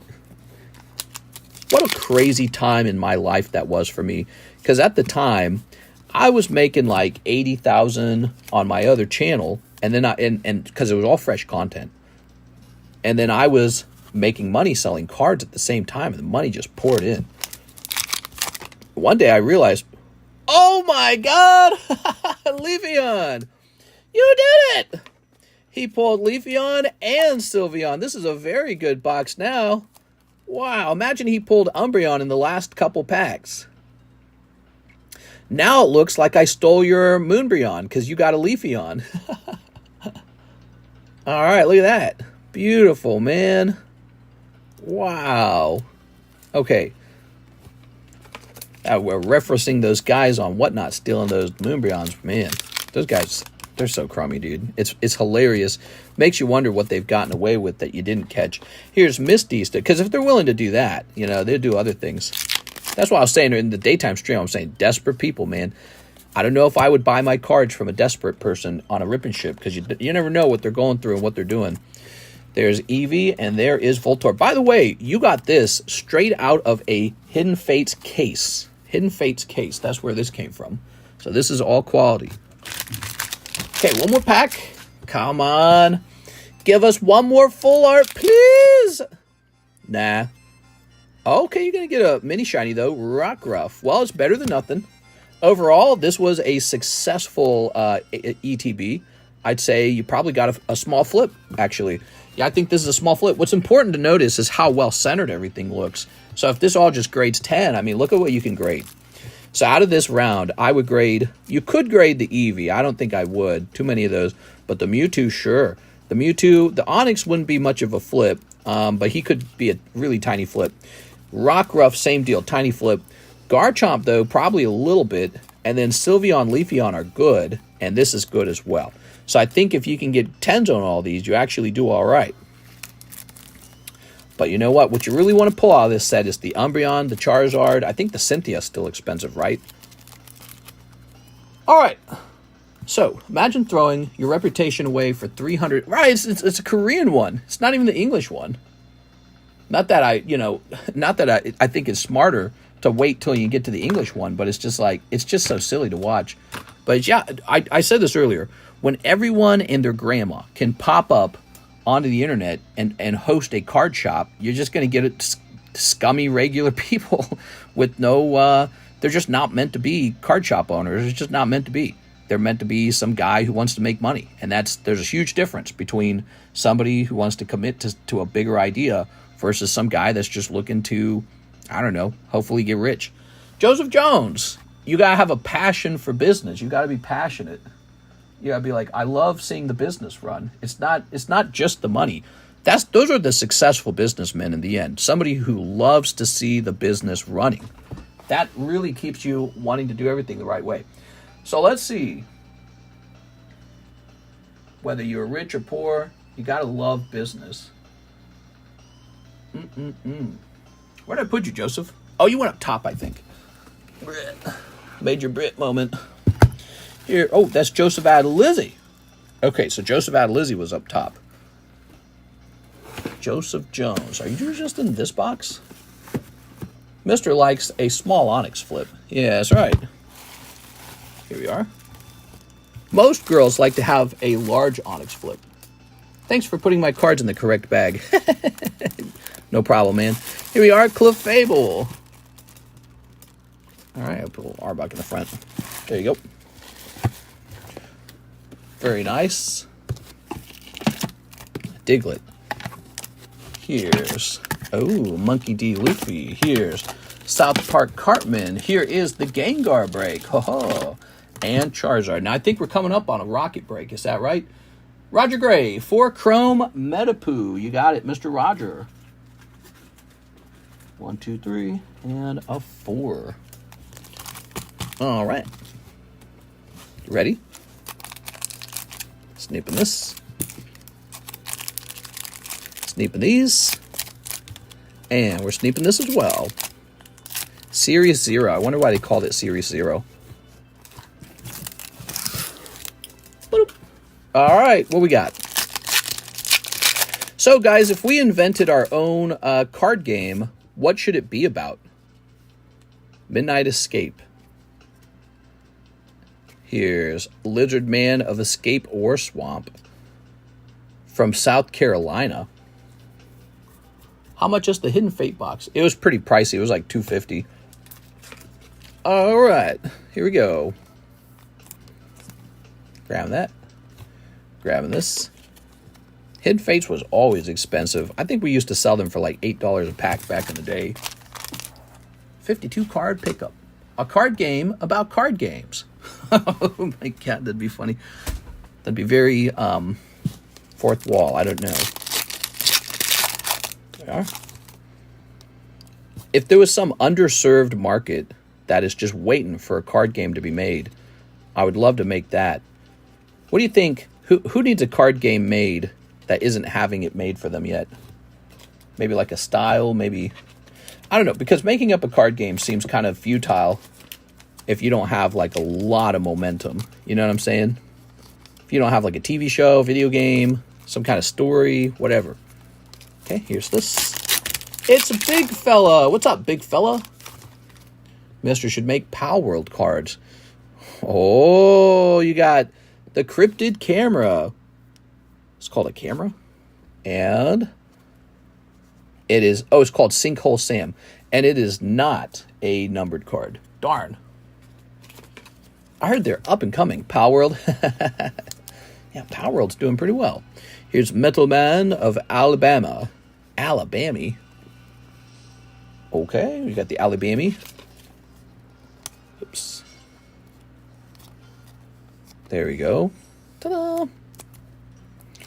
Very nice. And I would love to print not Lord of the Rings, Dark Souls cards. That'd be super cool. There we go. Piazza Bird. Here's Bigfoot Metazoo. Nice. Okay, you got the Bigfoot. All right. That's Roger Gray. When we're consistently uploading on the TheCardconomist, how much was it making? Especially around Iceborne. When the Iceborne game came out, I was making a ton, dude. Because I would make something around the range of like $70,000 in ad revenue. But I streamed every day. And people would generously donate $20 here, $20 there. But it all stacked up. And it could turn into like $100 to $200 per stream very quickly. And God, if I was only selling merchandise in that time period too, I think I would have done very well. But yeah, I mean, I just logged on. I played games for like 8 hours a day, 2 hours live, 6 hours not live. And I would edit a video every single day. And sometimes we'd upload 2 per day. Me and the editor would upload a video. And there was a lot of ad revenue coming out of that. A lot of ad revenue. Even today, I get some ad revenue from that channel. It's a nice thing, like royalties. All right, Roger Gray. Sandworm from Beetlejuice. I don't know. Is that what it is? Show us those Monster Hunter cards. Yeah, I got them. I got Monster Hunter cards. Here we are. Roger, I don't think we can fit you in here anymore. I think we need to get you a box. There we go. Do you know what your RPM was? I heard gaming channels get less. I don't remember the RPM. He's talking about how much money per like view, basically, like $1 per view, that kind of situation. I remember I was really stupid back then. I was really ideological, and I got an offer to do. Well, I got offers to do ads constantly, and I turned all of them down. There'll be like a game like Monster Hunter or an app, and will you review this app for us? Will you do this? Will you do that? Will you review this product for us? And eventually, I got a pretty respectable ad from, what is that annoying company that had virtually everyone advertise their game? Oh, I don't even remember the name of the game. Do you guys remember the name of the game? Raid Shadow Legends or something like that? So eventually, I get an opportunity to do Raid Shadow Legends. Yeah, and I'm not kidding you, they offered me $3,000 for one video. If the video could get it was like 80,000 views or something like that. And, oh man, it was going to be so much money. 3,000. And what happened was, the girl and I were arguing. The girl that was setting me up with it, she works for Raid. She gave me like this long list of what I needed to say, how I needed to say it. I hated that. And then she said, there's another rule. Once the video goes up, you may not take it back down. And I was like, what? She's like, yes, your video of Raid Shadow Legends must stay up indefinitely. I was like, I'm out. And that was it. I just didn't want it. In case I didn't like it, in case my opinion changed one day, I wanted the ability to take the video down. But she said, legally binding, you may not take the video down once it goes up. And that was why I never did it. Jennifer Yap is back. She wants 3 more of the Duskmourn. You got it, Miss Jen. All right. So looking back on it, I should have just done it. $3,000 is $3,000. I mean, I could have used that to pay down a home, to buy a car, to just invest. It was really stupid of me. I turned down a big money opportunity. It was a simple ad. It would have lasted I think it was 1 to 3 minutes, something like that, right? It was a short ad. It was a 1-minute ad. And all I had to do was, and people would have thought it was funny because everyone at the time was doing it. So I would have just been another YouTuber doing it. But my pride and my ego was like, nah, dude, we don't rely on dumb, ads for stupid other games. I'm going to make my channel pure. We're not going to do that. My channel is going to be pure. But looking back on it, it was a bad decision because if I could have professionally made the Raid Shadow Legends ad and collected $3,000, the next time I had to do an ad, I will have said, yeah, I've done an ad before. I got experience. Look, I've done this one for Raid Shadow Legends. It was good. That's all I had to do. And I stupidly turned it down in my pride. I said, I'm not leaving no Raid Shadow Legends video up on my channel indefinitely. All right, here's Plains. But that was my personality type. To me, it was like, it's not about the money, bro. It's about the purity of the channel. Nah, dude, it's about the money. Time to get paid. But yeah, so looking back on it, there's nothing wrong with doing ads on your channel. I just had to stick up my butt. And sometimes I'm like that in life, you know. I'm real, like, strict in some weird way. Here's Gloom Lake Verge. It's just part of my personality, I guess. You gotta accept it. Here's Overlord of the Boiler Bilges. 3K, that's a whole lot of Charizard. Yeah, I don't know what was wrong with me. I'm this kind of person. All right. Is Pokemon TCG dead? Oh, absolutely not. Pokemon continues to be one of the highest selling things on the table. We just got an $880 payment for Shining Magikarp 10. He sold for $4,000. That's really good. We just sold Shining Magikarp for $4,000. That is really good. All right, what we got? We've got Swamp. Look at that Swamp. 3K back then would have made you a bunch now. Well, yeah, 3K invested carefully would look like 5K today, right? It'd be like double. Because it was a while ago. And yeah, if I just put it in the stock market and not touched it, or into crypto and not touched it, or into Pokemon cards even and not touched it, yeah, it'd be a lot more money by today. So I regret that. The other thing I regret is that I wouldn't sell merchandise. People asked all the time, where's the TheCardconomist merchandise? Where they joked about it all the time. I never did it. Because I was like, I didn't agree with selling t-shirts. I didn't want my audience buying t-shirts. I was like, you shouldn't spend your money on clothing. How dumb am I, dude? I wanted to tell people, you shouldn't buy clothing. You should invest. And that's what I would say to people. I was like, I don't like the idea of shirts. How stupid am I, guys? I was bringing in, like, I don't remember. It was like 3 million views, 4 million views per month. Per month. It's a massive amount. And that's why that channel reached 130,000 subscribers in, like, what was it, like 2 years? So that channel just blew up. Not like this channel. This channel has taken 5 years to reach 100,000. Very slow. But that channel blew up, and we're just getting tons of views. And all I had to do was release, like, a TheCardconomist shirt or whatever, like a hat or a weenie warmer. I don't know. But I didn't do it. I was just against it. I was against the idea of it. Here's Jolly Balloon Man. The same reason I didn't monetize the channel by doing that ad. I was like, no, we're going to be pure. So stupid. I was like immature. It's not immaturity. It's like this demand for purity or something. And again, it's just some part of my personality. Maybe it's like a conservatism. I don't know. There you go. The Balloon Man. He got foil Balloon Man and foil Showcase. Showcase. Where'd Showcase go? Sweet. Man, I want the Balloon Man. Look at this Balloon Man. Human Clown. Ooh, it looks creepy as hell, dude. The balloons are people's heads. Look, zoom. Zoom. Look at that. Oh, yeah. Yeah, I have a weird strictness to me. Maybe I get that from my mom. See, what's crazy to me is thinking that you make 70K off 3 million views a month. What in the world are YouTubers who... Oh, no, I didn't make that per month. That was per year. And so it was like a livable income. Don't forget this. I didn't get healthcare. I didn't get 401k matching. I didn't get stock options. I had a software engineer degree. I could have been just making more, working my way up in the software companies.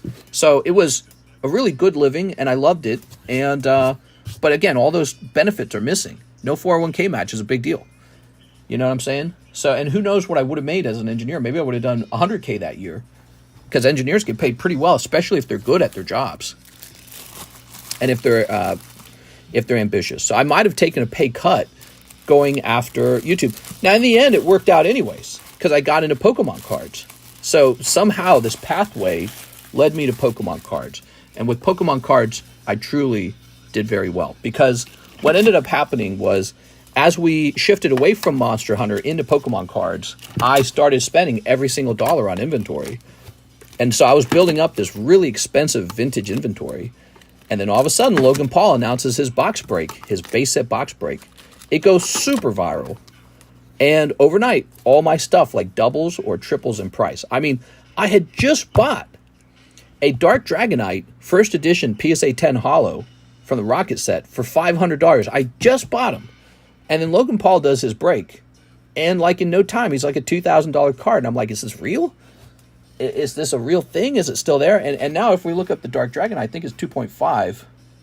So it really jumped very high, maybe too high, and it kind of fell back down for a while, and it's now it moves up slowly. But Dark Dragonite,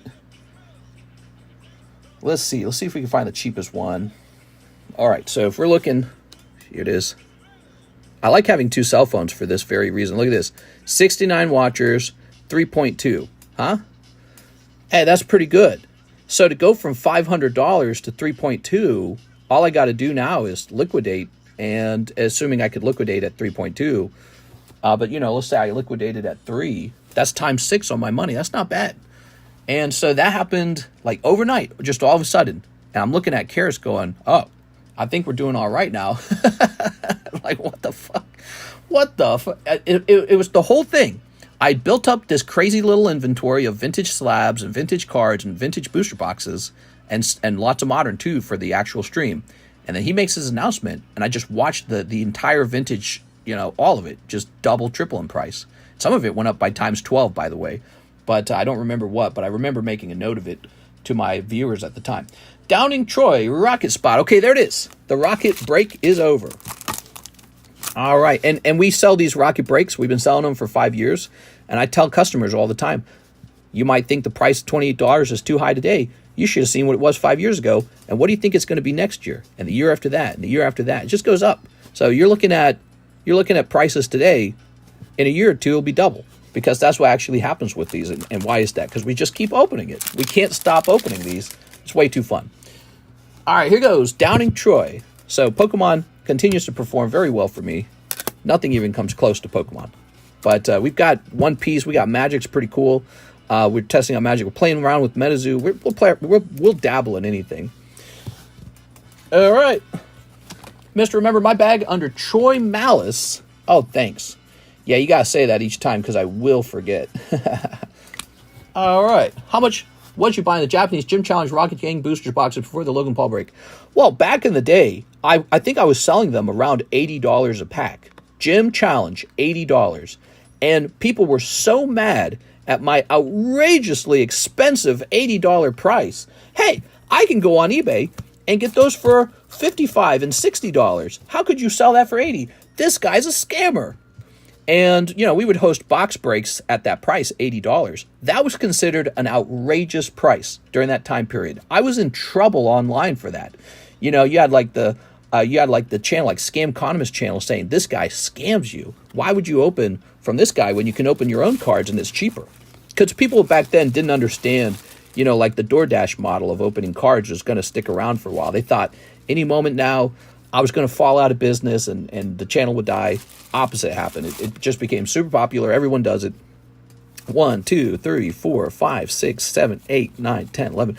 Of course, I understood that it wasn't going anywhere because it's too fun. The social prospect of, opening a pack and everyone sees that you pulled the Metazoo 3 out of 5 Mothman. That's the premium right there. It's the fun of having everyone see that you've pulled the best card that can be pulled and having it recorded and having it graded for you and just, the whole process. And it's all digital. You can just do it right from your phone. You can eat popcorn and lay down in bed after a long day of work. You don't got to go hunt down Mothman packs and open them, alone in your bedroom where no one knows that you've pulled a great card. So people didn't realize the rip and ship model was going to work. They all thought it was going to fall apart.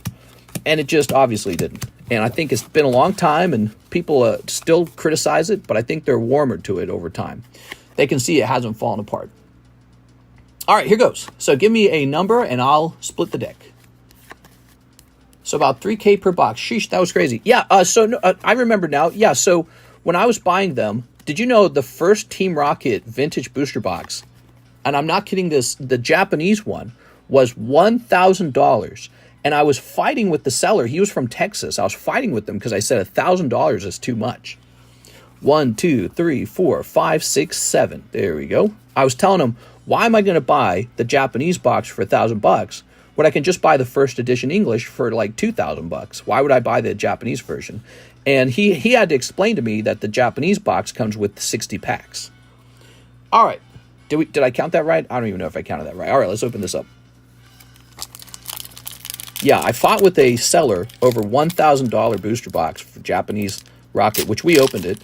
I fought with them because I was telling him, that's too expensive. You're ripping me off. You got to sell it to me cheaper. And he's like, no, I'm not. All right. Nowadays, you want that same box? You're going to whip out like $30,000. $30,000. All right. Are you ready? Oh, man, I wish I was buying back then. We all do. I wish I bought twice as much. But nobody knew what was going to happen. Nobody knew Logan Paul was going to go viral with the box break. So it was all just a bet. Here goes. Anthony Kalura. Ready? Dark Golduck. Ooh. You know, what could happen next in the hobby is Logan Paul could say, I'm selling my entire Pokemon card collection. Pokemon is lame. You shouldn't invest in it. It's a terrible investment. And he could sell all his cards on a loss, and that would be pretty bad for the hobby. But you never know what could happen next. Or it could be the other way around. Logan Paul could make a new market record-breaking purchase of XYZ Pokemon card. So you just never know what's going to happen next, because rich celebrities kind of decide the hobby a little bit. Andy Dirksen, because they decide if it's cool or not. And whether it's cool or not, I'm just going to keep buying. I really like Pokemon. Andy Dirksen. Yeah, I mean, the interesting thing is the hobby was already going up in value without Logan Paul. That was the main reason I was buying so much. It wasn't random. We were tracking prices already, and we were seeing prices appreciate because people were gobbling up all this product. So this is why Logan Paul got involved. He was looking at it going, oh my God, these are going up. He had the same conclusion everyone else did. Like, Pokemon cards are cool, and they're going up in price, and we're going to invest in them. So he had the same realization. So they were going up before he bought in. But, you know, they shot up to a crazy price when he did buy in. We are. And after his break, it slowly declined from there. You know, it was hard to recreate the highs that he generated right after the break. Here we go. We've got Troy Malice. All right, Mr. Troy, you got card number 3. This is a heavy pack. It looks like a light pack. Yeah, what do we got? Imposter Oak's Revenge for Troy Malice. Troy. He's in a lot of lawsuits. Well, who knows what happens to him. He did some naughty stuff, didn't he?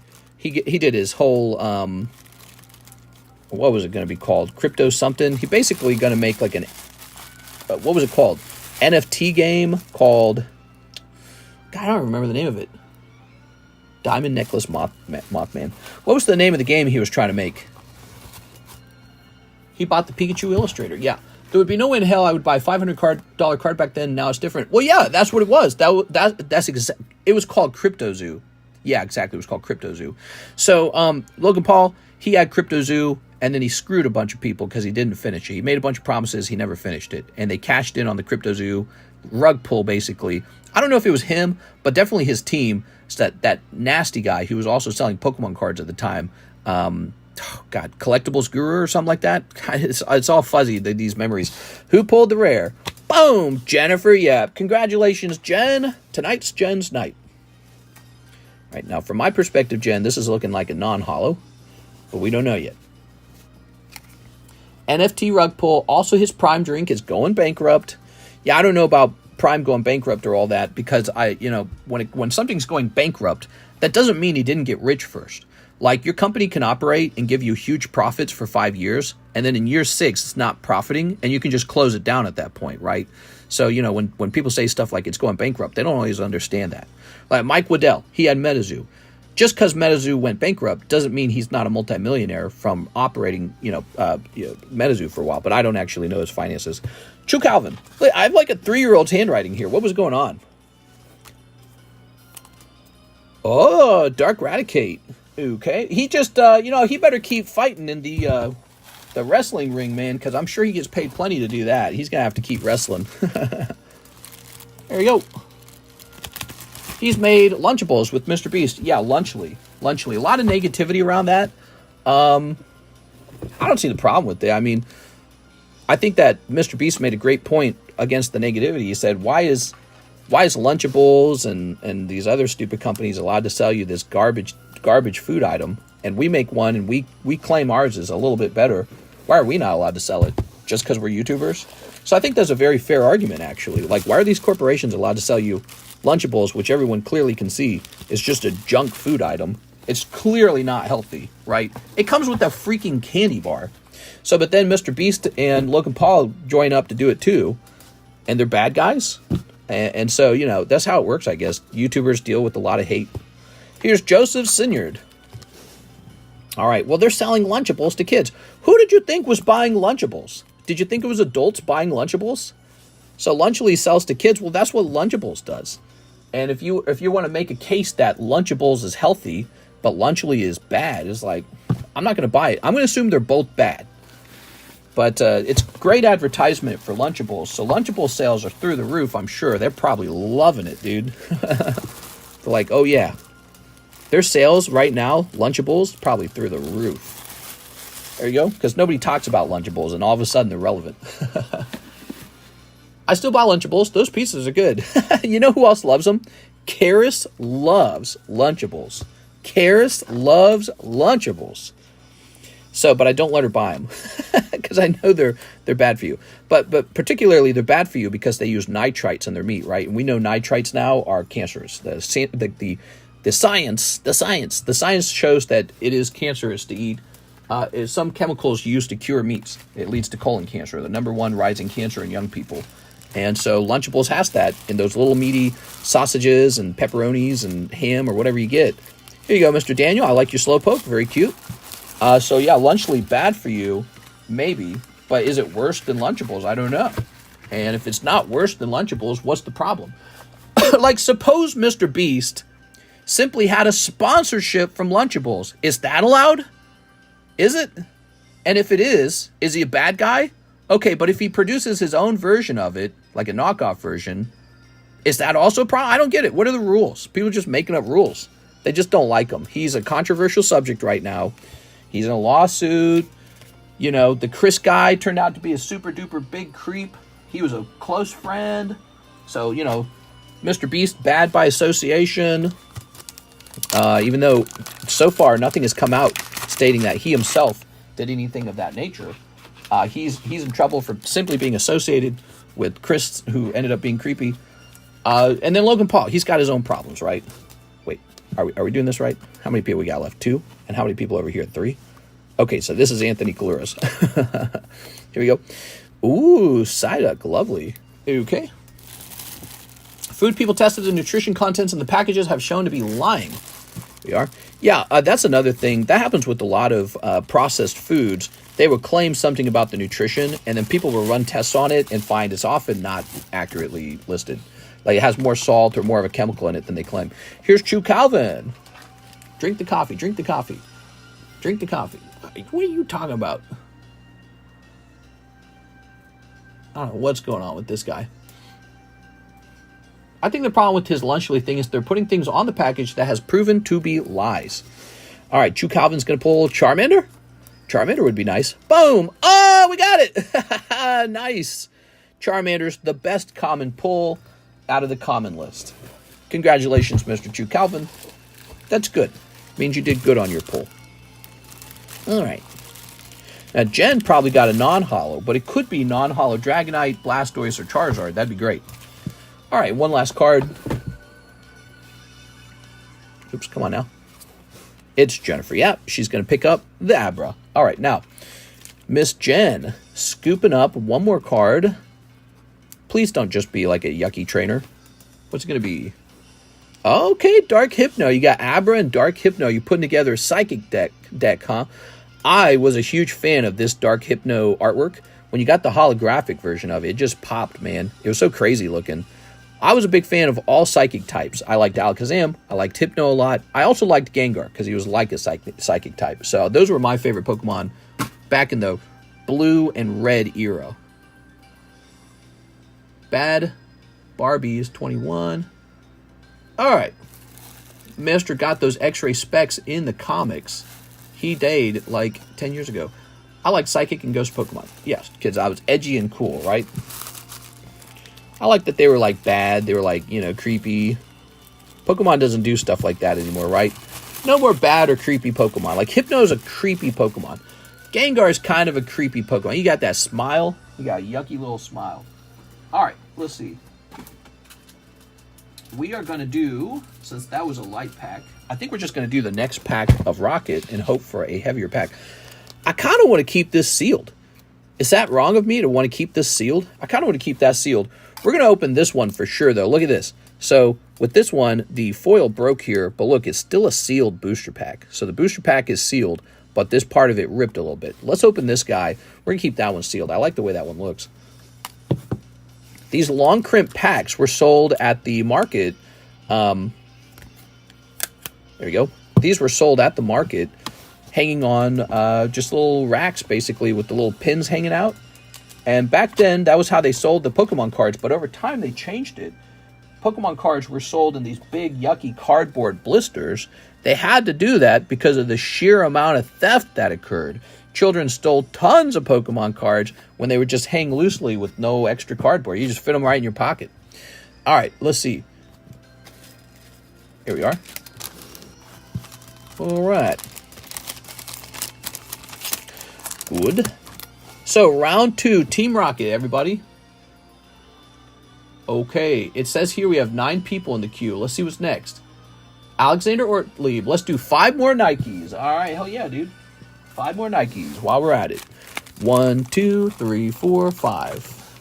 I remember them before blisters. I remember the jungle packs hanging on. You know what I don't remember? I don't remember the base set packs because that might have been too late. I might have missed the base set. But I do remember I bought the base set starter deck with like the Machamp in it.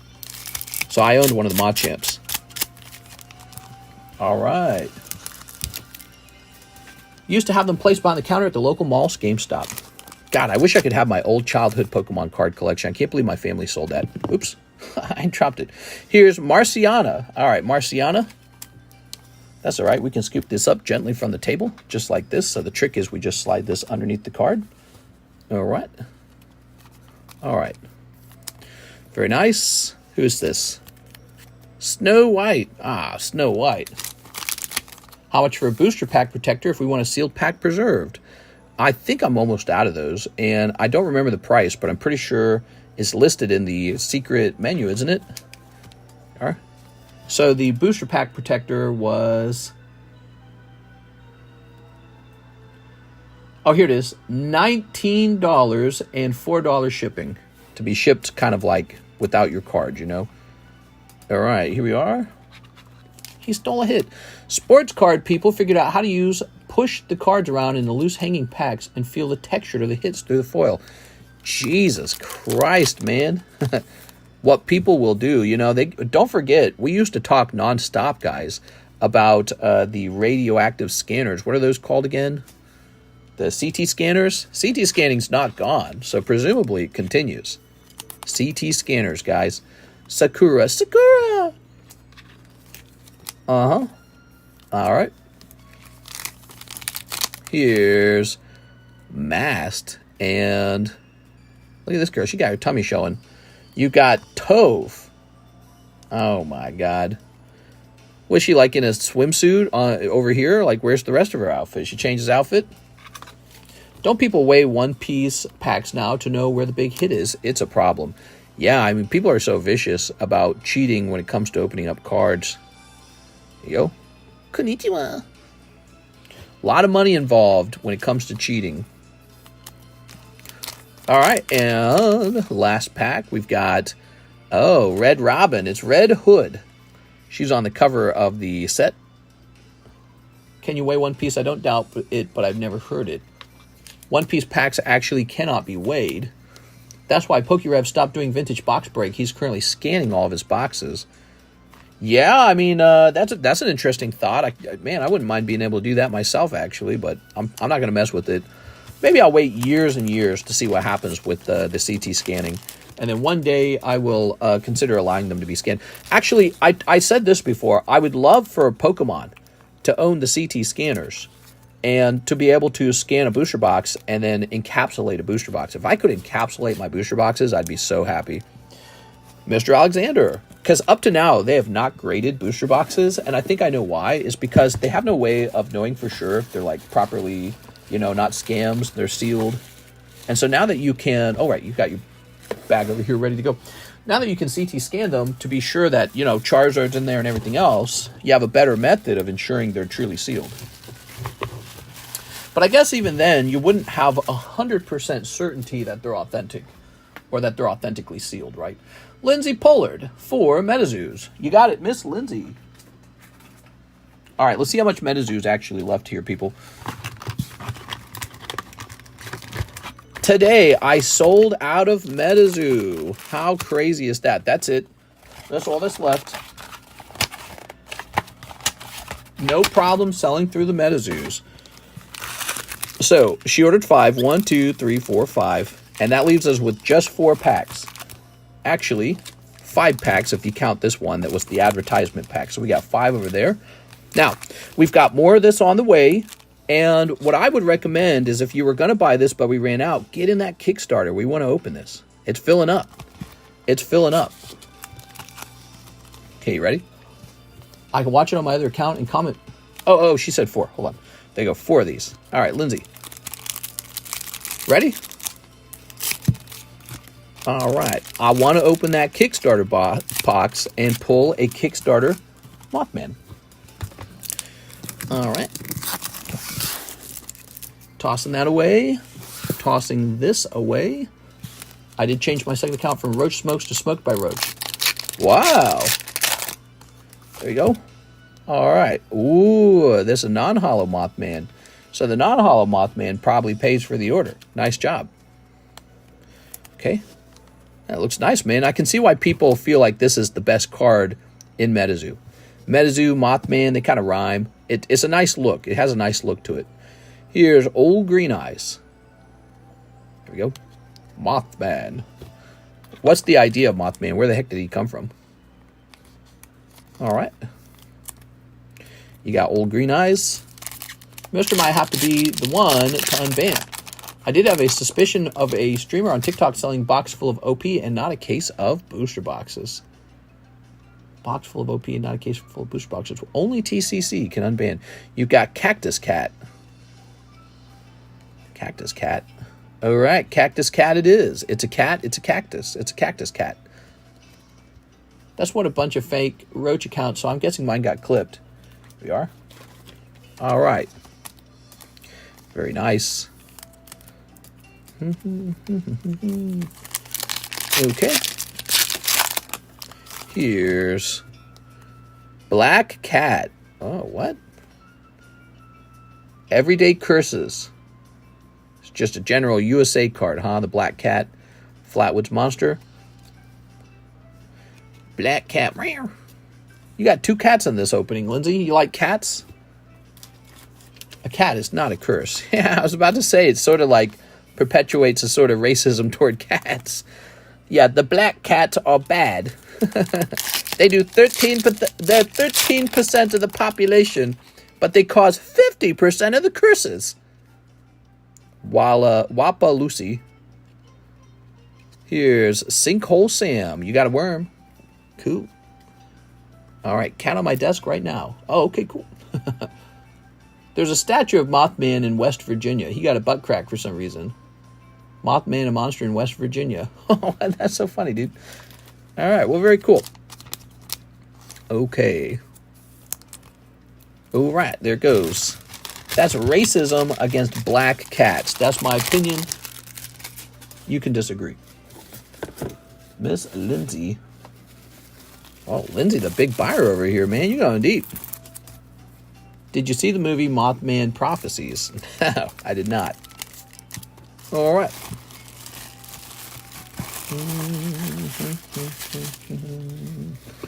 Very good. What do we got? We got Dark Raichu.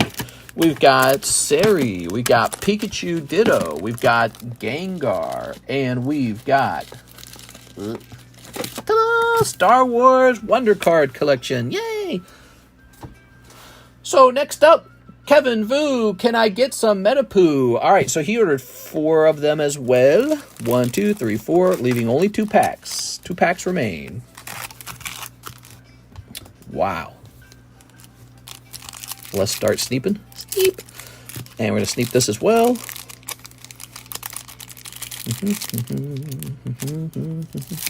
Sneaping that. Good. Maybe I should do one whole box of Topps Chrome Metazoo in a video. I think this is a good thing, you know. It allows my channel to capture a lot of Metazoo keywords that it was just ignoring, you know, and that's not smart as a card shop. A card shop's not supposed to pick and choose the winners. It's just supposed to open everything. And, you know, as a collector, I was very against Metazoo. I thought Metazoo was going to collapse. I thought it was going to go to nothing. I thought it was going to go to zero. And I think, for the most part, I was right that Metazoo was going to collapse. That's exactly what it did. And now that it's coming back, I think it's hilarious. Totally into that. If Metazoo collapses and then comes back, it's going to be the funniest thing I've ever seen. It's going to be the most dramatic. The drama is there. The story is there, you know, like, and then it revived from the dead. So I'm on board for the revival of Metazoo. I think now that it's been smashed to pieces like Humpty Dumpty, putting it back together again sounds really fun. It will make me smile. I'll be like, remember when we talked trash on Metazoo and then it failed and then Metazoo came back to life? That'll be hilarious. This queue is nuts, this big fella. It's not that crazy, is it? Here's Gumberoo. We got Joint Snake. Some nights we have a really, really short queue. And so on a night where the queue is a little longer, people think it's like, you know, raining cats and dogs in terms of the queue length. But, I mean, with some days we just have a longer queue. Now, let's see, how long did Kevin wait? He waited 52 minutes. So he waited about 1 hour. But yeah, I mean, that's how the queue is sometimes. There we go. Lately, it hasn't been that bad. Lately, the queue has not been too bad. Back in the day, though, we used to have a 3-hour queue. Here's White Thing. And he's throwing tires. All right. This is epic. If they had a better CEO, it could have gone longer. Hello Kitty deal and upcoming SCP Halloween would have been amazing. Oh, yeah, so I told you guys this. I just bid on and won Metazoo Hello Kitty. You know, I'm always watching the market for something interesting to add to my fold of cards, like I added this Ditto Pikachu. But check this out. I just acquired this. Give me a second here. I'll show you what I got it for, too. How about that? How fun is that?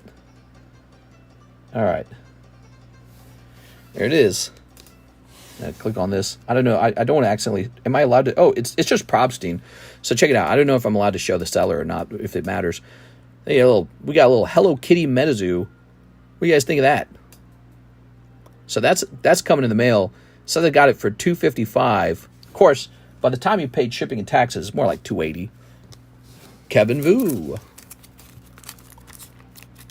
They had an SCP Halloween set. All right. Kevin, your bag's really fat. I have a lot of confidence in any Hello Kitty products because any mall I go to, any store, most stores have some Hello Kitty branding in them because Hello Kitty is so freaking popular. Hello Kitty is big money. Hello Kitty could easily be cashing in on their brand by doing collabs with like Pokemon and stuff like that. They should be selling Metazoo. I'm sorry, they should be selling Hello Kitty all day long. We were surprised when Metazoo actually got the Hello Kitty crossover. We were like, what? How's that possible? Just didn't seem like the thing to do. So, yeah, that was looking good for Metazoo. And then they went bankrupt. They overspent. They couldn't handle it or something. Or they couldn't move the product. The product wasn't moving. Kano Zone. You know, at the time that they went bankrupt, what was going on at the time, basically all card companies were having the same effect. Hold on, let me grab this. Basically all card companies were having the same issue where sales were down dramatically. And so my bet is that Metazoo did not adjust for the fact that the market was down. But as a card shop, I could sense it. I was like, market's down. So they probably just overprinted like crazy. Riley Walter Kretowicz. There we go, Kretowicz. 2 Japanese OP9. Inky, Japanese OP9. Let's go grab them. One of the best-selling products on the menu right now, OP9. 2 Japanese Sneaker Bunko. All right. This is one of the best-selling girl card sets because it has sexy women in it. I have a bag. All right, Riley. Let's grab this.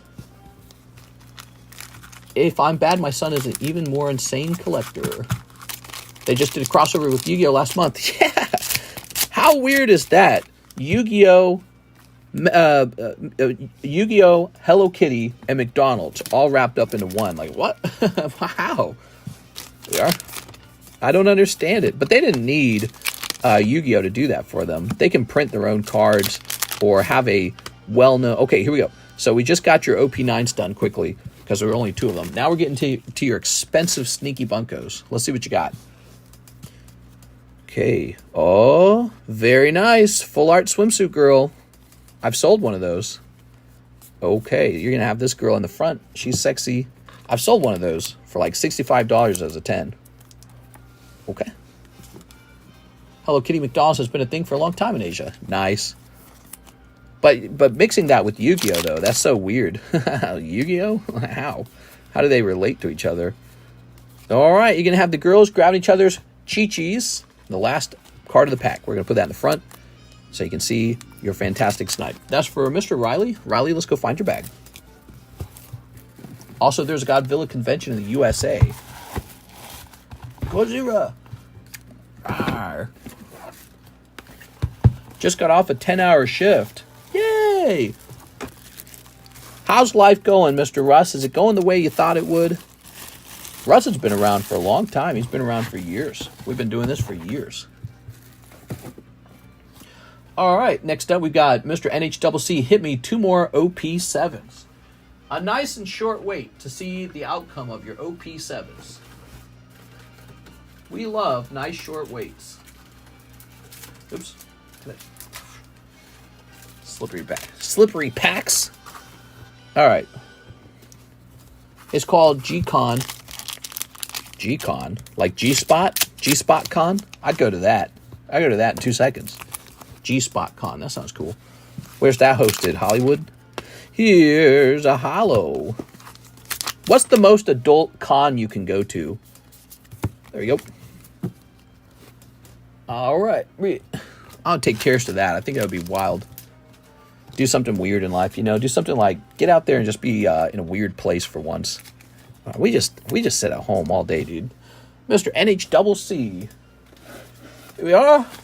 Mister, I put it in for the Gengar break, but forgot to mention it was for the alt art Gengar. Sounds good. Thank you so much for letting me know. Boop. All right.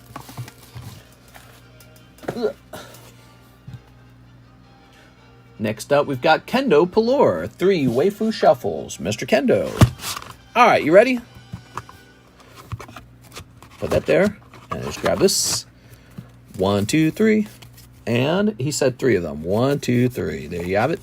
Kendo Palor. Mr. Kendo might get a snipe. What is it going to be? You got Crow 10. Okay, let's go grab a Crow 10. That also means we can fit another waifu into the box. And where are we going to find the Crow?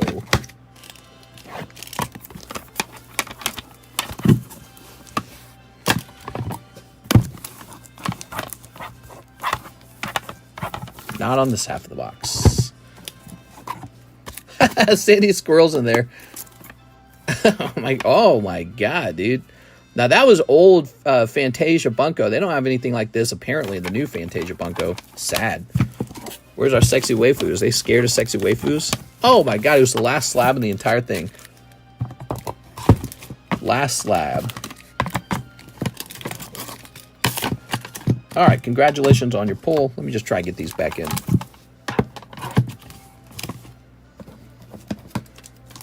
Crow 10. That's kind of nice. There's a convenience to it, you know. It's already graded 10. I know it's fun to open up your cards, try to get a big hit on it like a gamble or something like that, like a booster pack gamble, and then you got to go grade. But these are already 10. That's kind of nice. That's convenient. You know why they're already 10? Because I did all the work. I gathered the cards up, sent them off to grade, and I got to liquidate the other ones and get you a nice 10, huh? Officer Jenny card? Yeah, where's the Officer Jenny card?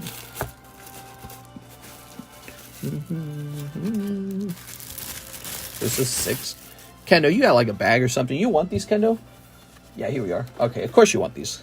I would want them. You know why? Because it's 2 girls. They're just common cards. But they are yours from the box. Need sexy waifus for sure. Sexy waifus for the moon, man. Alright. Gotta stay sharp on the sexy waifu market. There's a Blue Eyes White Dragon. We got Volcano. We got Monkey D. Luffy. Have we gotten to this? Let's rotate this to the front real fast. All right, this is the LaFlame giveaway. He's giving away a spot in the Metazoo break. Okay, let's go ahead and give out some spots. You had to type LaFlame in to win. We got Roscoe going on. My pen. Yes, to answer your question, my life is what it expected to be so far. I had a great shift today. Tired but rewarding. Got free Jimmy John's. Oh, nice. You know what's funny? I had Jimmy John's today as well. That's exactly what Karis and I ate. We skipped cooking dinner because I got off of the stream so late. We were going to cook dinner, but we skipped that. And then we just went and got a Jimmy John's sandwich. That's what we did. Zach Claudus.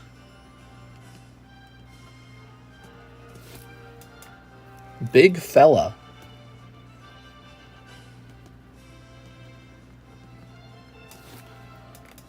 John.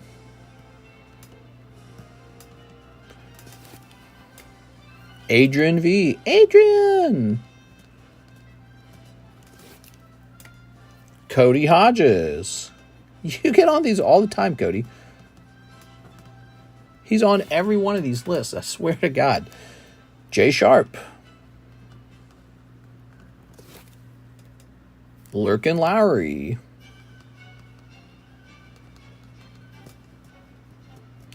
We're still watching the Walking Dead, by the way. I think we're in season 5 or season 6. I'm not sure. But either way, it's so slow. It is punishingly slow. They just got to Alexandria. And it's just like nothing's happening, man. Like, why do I care about any of the characters anymore? The group they have together doesn't make any sense. You know, they're like introducing characters that seem like you would be finding them at a Collecticon, you wouldn't, or at a Comic-Con or cosplay, whatever. You wouldn't find them surviving in the wild. It's all starting to look a bit fake. I'm not buying into it. It's that feeling setting in, you know, that the show's not real, that it's all just fake made up stuff, which it is. But that's not what you want to do. The whole idea of the show is you want it to feel real. That's the whole idea. You want to convince people. All right, so what's next? Joseph Jones. I'll take the Monkey D. Luffy. All right. Everyone's been taking the Monkey D. Luffy. Pretty soon I'm going to be out of them. We will be out of the Monkey D. Luffy in no time. If I could just find one now. Wait, are we out of them? No. He's back here. Okay, good. Yeah, I know I got one up on the table as a 10. I was looking for one of these. All right, Joseph Jones. This is promo Luffy.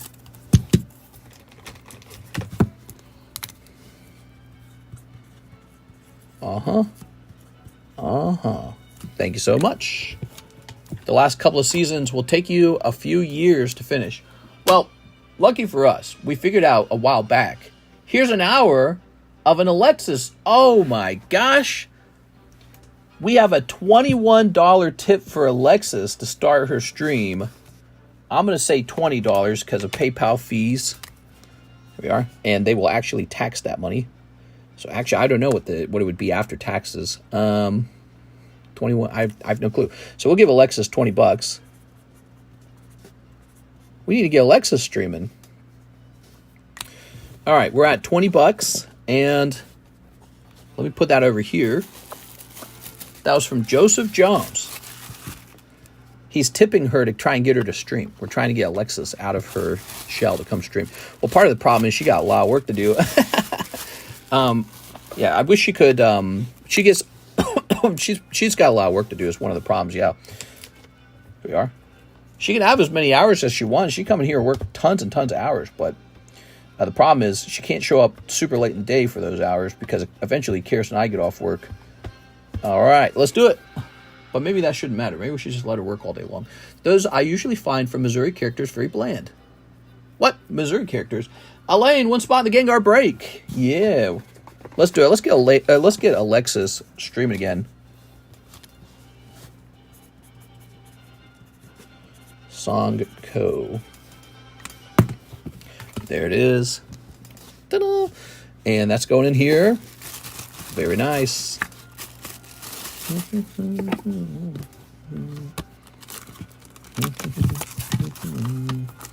Ta-da! You got Rick is now Dark Rick. Dark Rick. He's not a good person anymore. He's turned evil because he had to. So you got Dark Rick now. It's okay. It's just moving like at a snail's pace. It's like they don't know what they want the show to be about at this point. TCC, the best part, I get to watch your stream now after a long, hard day of work. Aw, you're too kind, Mr. Russ. Mr., is that TCC giveaway still happening or has it gone off? It's over here, and it's still going, but we're pausing it because of the La Flame giveaway. So then the other one will come back. South Park Slab Mine. Which one? Okay, so Zach Allen, 1 Duskmourn. Yes, Duskmourn. Duskmourn has been selling through, guys. A lot of love for Duskmourn. Okay, 3 of the Nikes. All right, 3 of the Nikes. There. Okay. And then he says 3 OP9s. 3 OP9s. Got 1, 2, 3. There it is. Mr. Zach Allen. Plus, got to moderate. I can only really catch the night streams due to work. I love Duskmourn. Mr. After Duskmourn, swap to some Bloom Burrow. Everyone loves furry animals. Yeah, I'm open-minded. There it is. I'm open-minded to expanding the magic menu because obviously there's some demand for magic. All right, one on table second from the right. This, you want this one? Volcano part 2 of 3. Bloop. All right. Let's grab these. Snipping this. Karis just likes the show Walking Dead for the relationships. She doesn't care for the zombies. She likes to see, like, oh, you'll be like a scene with, like, Daryl and Carol, and she's like, oh my god, they're so cute together. Why can't they just be a couple? Be like, because if they were a couple, the show would have to kill them. Those are the rules. No one's allowed to be happy ever. Here's Mountain.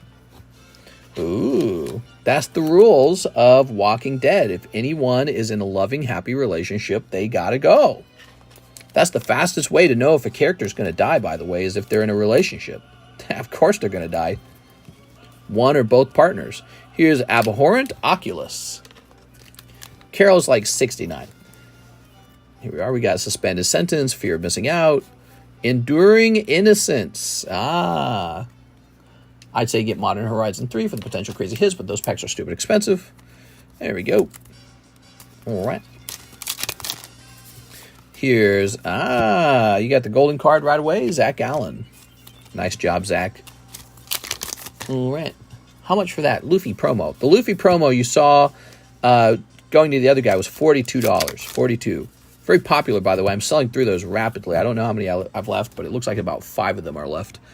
Used to have like 10 of them. Okay, Zach Allen. So that one's popular. We have another Luffy card you might be interested in. I've sold 2 of them so far. This one right here. So this Luffy is actually an error card. It's an SR, right? Yes, an SR. And it's an error card because of this blot of ink up there. Bandai apologized and said that wasn't supposed to be there. That was an accident in their editing. So that's very fun. And they corrected that is what I understand. So now you will want to get the one with the ink blot from the first print run if you want to collect that. So we had those for sale, I think, for $29 per slab. Here's D. Look at that D. Do you have a favorite character in The Walking Dead?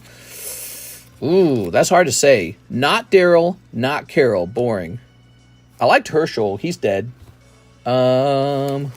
Scenes with Herschel were very sort of like, how would you say it? They felt kind of like old school or something. I don't know how to describe it. You got REI. All right. Let's see. Rick's annoying as well. Rick is, he looks like a male model who overacts. Carl, super annoying. I can't wait for Carl to be killed. Carl, super annoying. Glenn and Maggie are boring as hell. Glenn and Maggie, they used to be fun and exciting, but they are now boring. And, yeah, Maggie's okay, I guess. She's basically just a hot girl, right? That's Maggie. She doesn't really do much else other than love Glenn and be hot. I'm not rooting for anybody, dude. Nobody. I hope everyone gets eaten. I'm rooting for the zombies. The zombies are my favorite. All right, there we go. It was better when Lori was playing Shane and Rick like out like a fine guitar. Yeah, that's right. Because there was a love triangle. It was super annoying. They could have played that for a third season for sure. They could have really milked it. You know what I'm saying? Just like Lori was milking Shane. So, yeah, I think they wasted that for sure. Zach Allen, let's grab your bag. Freaking Lori, bro. She's a real antagonist. She was the bad guy, you know what I'm saying? My girl loves Rick. I like Daryl. Yeah, they're both boring. Both Daryl and Rick feel like characters with no need for a character arc. Oh, what is this? Oh, we got one more pack. Okay, cool. So we got 3 of these now. Aha. There you go. Neither of them feel like they have anywhere to go with their character at this point. You got like Michonne, Rick's Black Queen. You got Carol's just boring as mothballs, man. I don't know what to say. Mandalorian, $40. Favorite character is Negan's bat. Here we go, Monkey D. Luffy. Actually, yeah, I liked Negan's character because I watched the final seasons and he was enjoyable. I like Negan. It's just the actor. He's just great at what he does. He has a very funny vibe to him. All right. Javier Arroyo. He says, give me 6 of those OP9s. Bringing back the OP9s. 1, 2, 3, 4, 5, 6. I'll tell you who I don't like. That Eugene character has got to go, dude. Can't believe he makes it to the end. That guy must be one of the worst characters in the whole show. Every time he's in a scene, I feel like I'm just watching a fat Comic-Con collector character guy who does not belong in that universe. I don't get the character. I don't connect to it. I don't understand it. Oh, also another character that sucks ass. The pretty girl who has sex with the redheaded guy, the big guy with the fake red hair and the ugly facial hair. I don't know her name, but she just looks so stupid, dude. Her tight little body and her tight little outfits. She looks like a supermodel for Baby Gap or something like that, right? She got her fat lips, her big doe eyes, and it's like, you don't belong here. You don't belong in The Walking Dead. They just picked some hot girl and gave her tight clothing. You wouldn't be dressed this way. It's not survival clothing. Where did you even find this? Like this perfect fit. Where did you find this perfect fit clothing? Why aren't you covered in grime? Why do you look so like hot girl summer the whole time? She never looks beguiled. She never looks distressed. She just got this perfect little ponytails or no, pigtails. She does pigtails. I scream when I see her on screen. I can't stand her. Her and Eugene are terrible. I can't believe her and Eugene are characters in the show. Just terrible additions to the show at this point. And so, really the show at this point is getting very boring, and I don't like these new characters. They're introducing characters that just make no sense. Here are what we got. All right. Ooh. And, another thing, their crew has the lesbian girl, right? All right, so it's the end of the world. They got 20 people left at the end of the world, and one of them's a lesbian. And then at the same time, I'm in the episode where we run into the 2 gay guys with the flare gun. So somehow, there's almost everyone's dead. But they've still got the lesbian girl and the gay guy, the 2 gay guys. And then they introduce this, mayor of the town, and it's just some female politician woman. And all I can think is, how is this possible? Everyone's almost dead. It's zombie world. It's survival of the fittest. How strong are you? And all the men are just saying, yeah, let the women be in charge. Well, that just would never happen. It would never happen. It would be ruthless. It would be horrible. No one would agree to it. All the dudes would get together. All the 20 dudes who are left at the end of the world would get together and say, we're not having the girls tell us what to do. That's ridiculous. It would never happen. It's so unrealistic. But I'm supposed to suspend my disbelief for the show, and I try to do it. But it just comes off as corny. It feels like I'm just going to Comic-Con or Collecticon or whatever you call it, con. It doesn't feel like the grittiness. It doesn't feel like Rambo, you know what I mean? Rambo survives the zombie apocalypse. Are you kidding me? This lady in a pantsuit, when there's cannibals! There's cannibals now! There's marauding cannibals! And there's a lady in a pantsuit that runs a little town? Yeah, freaking right, dude. Only in the minds of the writers. So, these sort of mismatches, they've got 20 whole people, and they've found the 2 gay guys and the lesbian woman. It just isn't believable. It's very hard to believe. And that everyone would express their sexuality so much, it just wouldn't be a thing. Javier Roy. All right. All right. Don't be jealous you didn't get the role of Eugene. I would have been a way better Eugene. I would have been way better at Milady. Of course, it's gay guys with a flare gun. By the way, I'm not against any of that stuff. I'm all for it. It's so hard to believe it because it feels a lot like the writers just wanted to have it. The writer said, we want to have this in here because it's fun for us. I'm sorry, it's not about you having fun. The Walking Dead is about this gritty reality, you know? And the further you stray toward putting a hodgepodge of characters that you think is fun, like that PlayStation game that just collapsed, the closer you get to the show being stinky. And that's how Concord, remember Concord? So, you know, that's what I'm trying to say. So the collection of characters that are left over at this point are starting to feel a lot like the Concord characters in the PlayStation show that just failed. And you're like, how is this working? I don't understand how this is working. Here's Carddass. It doesn't feel like all these characters met by chance. It feels an awful lot like these characters were written into the story by people who wanted them to be there for their personal reasons, not for like the purpose of making the show feel congruent in the style and in the realism of what would have been going on at the time. Here's Michael, $19 for one each of NFL 5, Merlin 1, Card Wars, and Goddess Story. All right, you got it. One of these. NFL 5, Merlin 1. So Merlin 1's back here. Boy, I talk a lot, man. Even I get tired of hearing myself talk sometimes. Did you guys know that? Blah, blah, blah.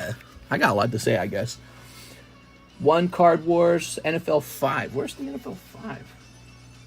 See the regular NFL. What about NFL 5? Oh, there it is. I found it. Really hard to reach. Oh, NFL 5, Merlin 1, Card Wars, Goddess Story. Let's go get the Card Wars. They're over here. I'm here. All right, Card Wars. Boop. Okay, so on this table, the best pack on this table that you're looking at is the Merlin 1, which can give you holographic Gengar. Did you see the 3 spin-off shows? Rick was horrible. No, I did not. He's just an actor, and I really felt like he never was that good at acting. Mister doesn't understand Hollywood's message. Hollywood could write a message, but they got to be really good with it. It's got to feel real. It's got to feel like it fits. If it feels shoehorned, what's even the point? The message fails. Okay, so Adventure Time, Card Wars. Yep, here it is. Ooh. Husker Knight, just like in the TV show, Husker Knight. Archer Dan. Beach Mummy. Did you guys play Card Wars? I played Card Wars on my iPad a long time ago. Davy Bones, Yellow Lighthouse, Little Freezy. So these are actually for sale. You can request that I leave it sealed as well. So you'll notice these are actual Card Wars cards from the game Card Wars. And you might not be interested in that. But you might be interested in this. So if you want the sealed pack, you can request I don't open it. We need Walking Dead cards for Halloween. All right, maybe I'll grab them. I don't know. Mister, I got the rant toggle on tonight. Some nights I rant more than others. Here's Husker Knight. Rant toggle, huh? Anyways, yeah, Beth dying, I didn't like that. I thought it was kind of pointless. They picked up that Noah character. I don't know, dude. All right. I don't know, dude. I was the best. Mister, we need some Walking Dead cards. Mister, this is fake. It's not a documentary. I know. But when it comes to art, you have to make it feel good. And making art feel good doesn't mean having non-diverse characters or having characters that, I don't like gay characters or something like that. It's not about that. It's about this subtle feeling that creeps in that starts to feel a little bit like the characters are inorganic. Like this probably would never occur this way. And you've just created this inorganic group of people. It's got to feel organic. Here we go. All right. Like the two gay guys, they rescue this group of like 15 people, and then just in front of this random group, and it's really hostile. Everyone's got guns. Nobody knows if they can trust each other, and the gay guys just start making out in front of them. That would never happen. It just wouldn't. Nobody would have the guts to do that. Nobody would do it. It's so abnormal. But that was written into the show. And it's like, that ruins it, dude. Now it doesn't feel real. Now it feels like, well, you just wanted it. All right, let's see. You got one E. All right, E for epic, I believe. The rest of these are considered bulk. Here you have the rare one. That's organic. There you go. It's got to be an organic feel. You can introduce two gay guys in lots of ways, but it's got to be organic. And they did it in like this sort of shoehorned way, and I just went, come on, dude, what am I watching? Is this Walking Dead? You gotta be good with it. You gotta be subtle with it. All right, put me in charge of writing the gay characters. I'll do a great job. All right, very good. Okay, we got Kadabra, we got Ivysaur, we got Chubbuck, Buttfree, and holographic Beedrill. So this is holographic Beedrill, but there's actually holographic Gengar in here as well. Tell me an organic gay scene. So what would have made a lot more sense is two guys who were working very hard to hide their homosexuality, because at the end of the world, there's still, let's say, a lot of homophobic hatred toward homosexuality, and they're at a very steep risk of being caught, and they're very scared of being killed or tortured for their, sexual practices. So, something where they hide it very badly, out of total fear and just paranoid fear. Paranoid levels of fear would have been very fascinating. Also, if maybe they made like a main character have some sort of, homosexuality, that also would have worked. But, they just shoehorn these two gay guys in, and they just immediately start making out in front of a whole group of people with guns. It's like, it just doesn't happen. Mr. Michael. All right. Mr. Michael. Or like some funny thing like, well, there's no more women in the camp. Something like that. Guess I'm gay. All right. Very nice. Here we are. Mr. Pushing a Zombie Don't Ask, Don't Tell script. Well, yes, but for good reason, because it's art. It's art. And so showing this sort of like craziness, maybe showing how when the world is less certain and less civilized, because it's truly, truly deeply uncivilized, and we don't have this egalitarian society anymore where you don't need muscles anymore. See, the zombie movie, you need muscles, but you don't need muscles in a highly civilized society. But so, get rid of the egalitarianism and talk about what is the struggle of being a gay guy in a non-egalitarian, super violent, super dangerous, everyone kills each other, everyone's eating each other kind of world. That's interesting. But just shoving two gay guys kissing like instantly in one scene, it's just like, what? This wasn't even needed. You didn't need to have this for these characters. It wasn't important. Michael says, for the South Park slab. You got it.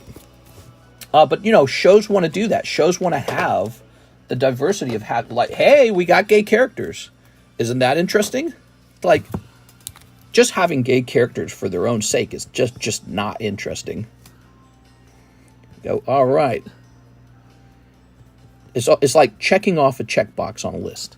We did it. We added them. It's terrible. All right. Very good. It was important for you, mister. Do you have the gold deck Gengar poker card? Gold deck. From like silver gold? No, I don't have that one. I've got a lot of the older deck ones. Would you turn gay if there was no more women left? I would turn into a fish and swim to an island where there were only women, and then I would be the only man on the island, and they'd say, we've been very naughty, and you must punish all of us. We can begin with the spankings. So here's Michael. We already did that one. All right. And what is this? Got a note from PayPal.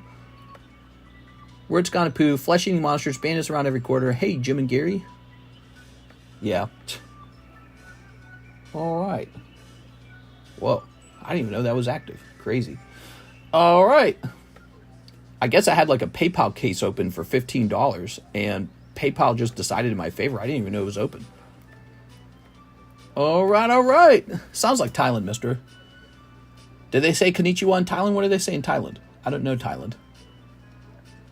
So currently we are out of orders. The queue is finally empty. Very nice, busy day. Thank you, everyone, for all the orders. Here's a nice card going back up onto the table. It's Erica's Invitation. I think we're going to toss this one back up. And what else we got here? We got some more cards to price. Let's price up a few more cards while we're at it. Cards you've never seen priced before. All right. Oh, Stussy 10. Stussy's got that good bussy. They say hello. I sent. Ooh. All right, let me go ahead and just sleeve these then. Mister, there's a lot of Walking Dead sealed boxes, not badly priced either.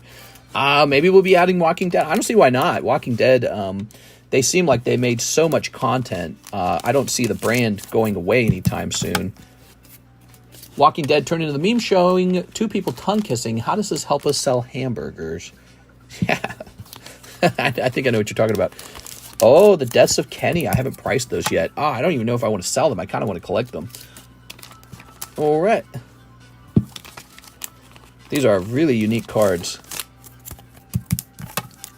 I'm a big South Park fan. All right. Very nice. The Blue Meth Secret Rare. All right. Okay.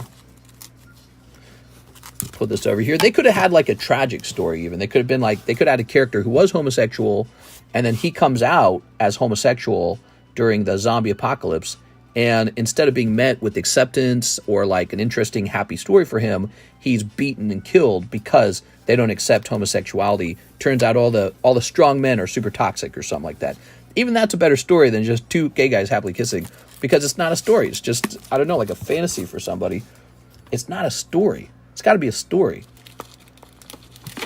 Here's After Hours Toy Barrel rotating out. They could have done a lot, but yeah. But that was my complaint when we finished the season finale of The Walking Dead, which we watched out of order. We watched the season finale, and there was much of the show we never watched. So we're going back now and rewatching it because we never seen any of these seasons before. So we're getting the full story now. The Last of Us show did that kind of... Yeah, they had the Bill episode, and it was very gay. I think that was better done, at least, than what I just felt here, which I feel is just almost comical. It's like fake. It's not believable. The Last of Us, by the way, I feel has been more fun than Walking Dead in certain ways, because at least the Last of Us has a better variety of bad guys. One thing I noted with The Walking Dead is you just definitely get zombies and that's it. Whereas with the Last of Us, you get a variety of types of bad guys, like the clickers, or like you don't touch the mossy vines or whatever, the fungi. You get the big monster climbs out of the hole, the sinkhole. So yeah, there was a variety of bad guys in Last of Us. And Walking Dead is just always a zombie. So the zombie 100% of the time is a zombie. So I wish they would, I wish they'd get like obese zombies or something like that. You know what I mean? Or like baby zombies, like in Minecraft, but the baby's really fast. A baby's crawling around like, oh no, not the baby zombie. The baby zombies are sneaky. And you got like big, even Left 4 Dead had the boomers, right? Yeah, give us a boomer, dude. What if you get attacked by an obese zombie, real fat? And there's plenty of obese people to pick from for actors. You're like, come on in. We need some really fat guys for this episode. And you're fighting them off, but they just fall on you. And they're just so heavy, you lose. And then that's it. You're eaten. So, they could just have a little bit of variety with the bad guys. It would make a great improvement. Jennifer Yap, 2 more Duskmourns. There's no variety. The fat zombie from the well. Yeah, like the fat zombie from the well, but he didn't do anything. And he wasn't fat. He was bloated. It's all water weight. It's all water weight. Yeah, he was a water weight zombie because he was all hiding out in the well. But I mean like a morbidly obese person, like Nikado Avocado as a zombie. Although now he's thin, right? But yeah, I mean like a fat person, dude. Like that needs a scooter, right? They're just rolling around. They're like, hungry. Maybe the obese people are even more dangerous because those zombies have a higher natural inclination to eat you. So maybe in the show they can kind of depict overweight zombies as being more dangerous because they're more food incentivized, just like when they were alive. Right? I don't know. But there's nothing like that. It doesn't feel very varied. The obese guy got torn to shreds. The Lizzo zombie would be heavy and obnoxious. Way worse. Mister, you need to watch 28 Days Later. I did watch that a long time ago. I tried to watch it recently because we're going through like a zombie phase right now. We're just watching a lot of zombie content. But I couldn't find it. Where do we watch 28 Days Later? I went on Amazon. It wasn't there. Formless Genesis, Winter, Razorkin, Waltz of Rage. All right. 28 Days Later is number 1. Nikado Avocado Zombie. Yeah, that'd be great, man. All right, what do we got here? Ooh. I think it'd be interesting if there were like smarter zombies as well, like zombies that just appear to be a little bit smarter. So I think they did something like that, zombies that knew how to climb or open doors. Here we are. Gay zombies sounds scary ASF. Yeah. Well, I mean, maybe they could have had gay zombies where it's like dudes who are dressed really fashionably, like drag queen zombie. And that would have scared all the conservatives to death. Ooh, bonus card. So we pull Victor, and then you have Zimone, Mystery Unraveler. Oh. Is that valuable? Zimone. If you put a camera on the avocado zombie, he freezes and started ranting. Chris Rock Slapper made I Am Legend. There we go. Who made it? CEM loves that part. What does he love? All right. 28 Days Later has that Peaky Blinders actor fully nude. He was fully nude in there? Here's Kaido, Bane of Nightmares. Okay, Kaido. There you go, Miss Jen. Thank you, Jen, for going so deep on all this magic. Wow. I feel like I got to really see a lot of magic cards that I normally don't bother offering. So it's been fun, and I can definitely see us expanding the magic menu. All right. Miss Jen. Let's not stop there, though, because I'm still waiting to see the true chase card in this set. Does anyone know what the number 1 card pull in Duskmourn is? What's the number 1 pull? I ruined my DVD copy from constant rewinding. The Peaky Blinders guy was naked, and you ruined your DVD by rewinding over and over. Valge. Valge sounds a lot like Vag. It's BLK in red. It's a black-red Valgamoth. All right, sounds good to me. Why don't we go ahead and look for... Should we start a new break, a new Rocket Returns break? I can't decide. What do you guys think? New Rocket Returns break? We've got this break getting real close, right? This guy's at 15 out of 24. Basically, it's like watching Oppenheimer P-Hub Edition. 1, 2, 3, 4, 5, 6, 7, 8, 9, 10, 11, 12, 13, 14, 15. Yep, we're up to 15. And that means 9 spots remain. Mister doesn't care. What? It's that big demon guy. I'm still learning the set, so I do care about the big chase, because we definitely want to celebrate a big chase card. We're all about that on this channel. Celebrating the best pulls. We love that.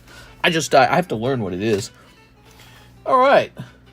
What time is this? 3:55? Man, I might just hop off here. How long have we been live? 3 hours? No, that's too early. We can't hop off at 3 hours. We're going to keep going. So let me go ahead and get this going. Here, Sith waits for apprentice. There's Darth Maul and Obi-Wan. Okay.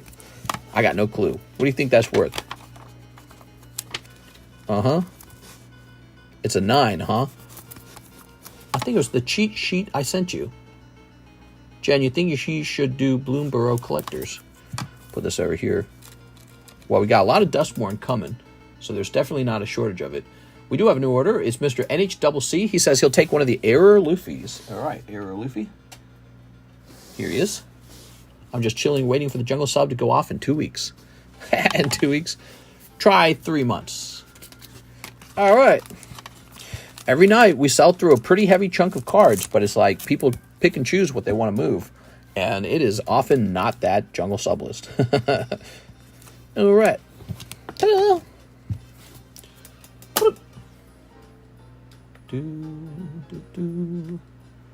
Let's see how things have been going.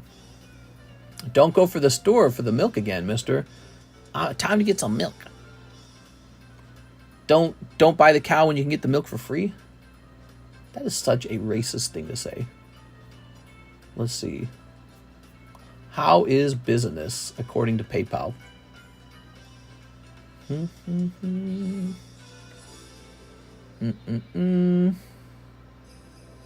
Not bad. We are basically neck and neck with last year. All right. Here is an order. So we were busy last year around this time period. Javier Arroyo, 5 OP9s. 5 OP9s. Where are those? Is this OP9 over here? No, that's OP6. We getting a new box? Is that what we're doing? I think we're getting a new box. All right. Haha. Oh, yeah. Ooh, mama. Home of the Fighting Irish, a.k.a. the Fish Eaters. All right. You got more coming, says Wrath. Now this, we got a lot more of the Duskmourn coming. I bought a lot of it because it was selling so quickly on the first day. 1, 2, 3, 4, 5. It triggered a restock. Same with the Metazoo. We got more Topps Chrome Metazoo coming, so we can pull another out of 5 Metazoo Mothman because that was nice. I liked that. That was good. All right, what we got? Javier Arroyo.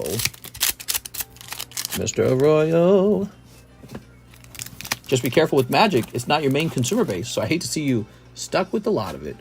Well, you know, I got a lot of all kinds of things. For example, I got a lot of One Piece. I got a lot of Dragon Ball. I got a lot of, I got stuff that just sits. But to be honest with you, when I just let it sit for years, it just goes up. It really doesn't matter that much. It's the weirdest kind of inventory. Like when you run a store, the goal is to buy inventory, sell through it, liquidate it, clearance what didn't sell, and then go to the new inventory. That is not true for collectibles. For collectibles, over time, whatever it is you had tends to go up. So I just sit on it, and it works. I sit on it. People open it. They open it slow or they open it fast, but they open it. At the end of the day, they open it. And so one day, it just starts moving because it's cheap, and I go, okay, here goes. But I've never truly been stuck with anything. No, I take that back. I got a couple items I've been stuck with. Pokemon took forever to sell. Pokemon took so long, dude. Oh, man, Pokemon took a long time to sell. It was insufferable. Pokemon took a very, very, very long time to sell. What's another one that took long to sell? I would say the G.I. Joe packs have taken a long time to sell. But what's funny is we just looked them up. They've gone up in price. So the G.I. Joe, Watsuyura G.I. Joe, I don't sell them, but they've just gone up in price anyways, which means I could just liquidate on eBay, I suppose. If they don't sell here, they liquidate on eBay. G.I. Joe, it actually went up. We've had the Card Wars for a while. You recognize them for a while now. I don't really advertise them ever. We opened a pack tonight, but I don't ever advertise them. They just sit there. And yeah, it's just money that I don't mind is wrapped up in them. It's not a big deal. But here's an interesting one. The Nintendo tattoos, vintage tattoos. Probably I'll list that on eBay and just get rid of them. Those did badly. I think it's because they're not gradable. So I bought like 2 boxes of Nintendo tattoos, Topps vintage, and those are not moving. I don't even know if they're on the menu. They might not be. But if they are, they're definitely not moving. I don't think they're on the menu. I think that's why they're not moving. I don't even have them listed. So I got the Nintendo tattoos, and I just need to get them on eBay. I need to get Alexis to put them on eBay for me. All right. The one good thing with Magic Collector packs is the value never seems to drop, at least.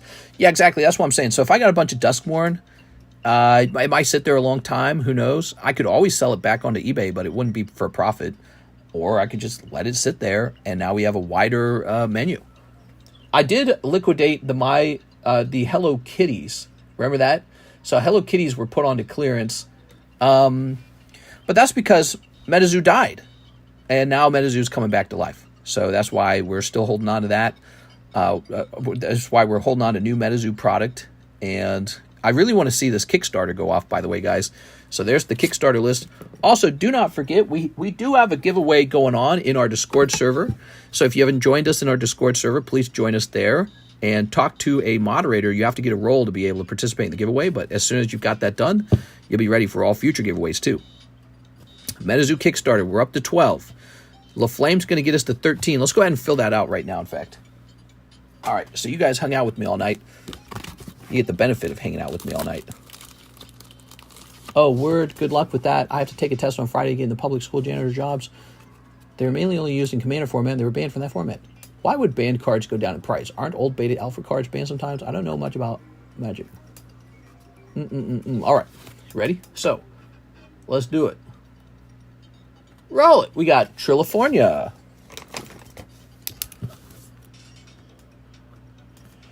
Trillifornia. Number 16, Arcadia Free.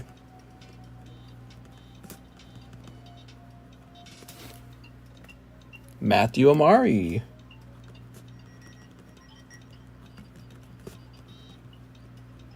All right, Matthew Amari. Troy Malice.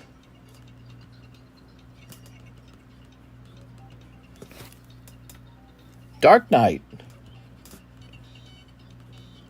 Dark Knight. Jose E. Dom.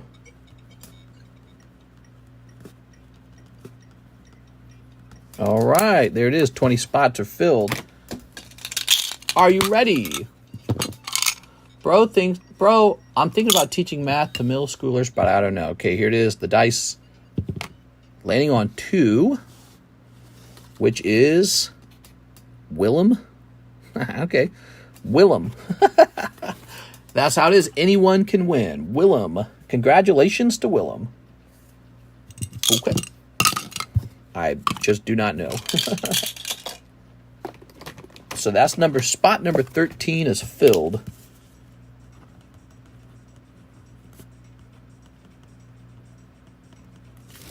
Willem, new bag, question mark. So we're up to 13 spots. Still a ways to go. I know it's pricey at $60. I do. But also, again, that Metazoo Mothman is potentially going to be a PSA 10 pull from that box. And we saw that the price on the Mothman has changed significantly. So last time I checked, he was like a $900 card.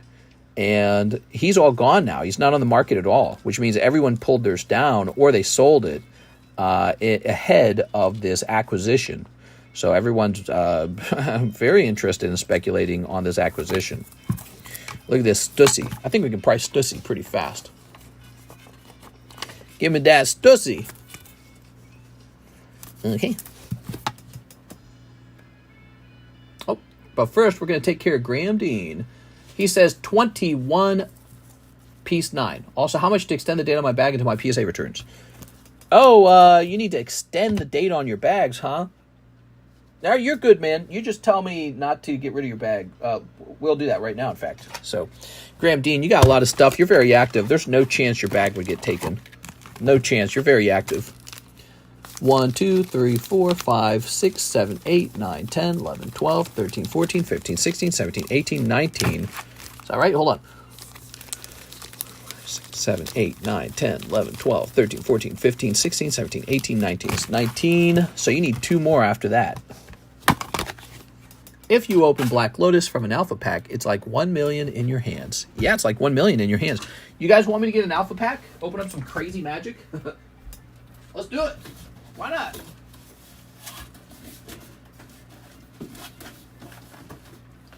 All right. I think we're going to get some views when we open up the Kickstarter box for Metazoo. I passed on alpha beta packs. I also got rid of all my first edition Charizards in 2000. I hate my life. Right? In 2000, huh? Damn it. All I had to do was hold. All you had to do was hold. I'll visit the Lake of the Ozarks someday. If you come down here on a visit, let me know, because we'll meet up with you. We'll invite you over for dinner. All right. What's he late for? Mister would change it out for a Leafeon. Oh, man. So much drama. These guys stealing Moonbreons. Yo. Be careful with alpha beta packs. They're notoriously repacked or fake. Fake. Phony. Fake.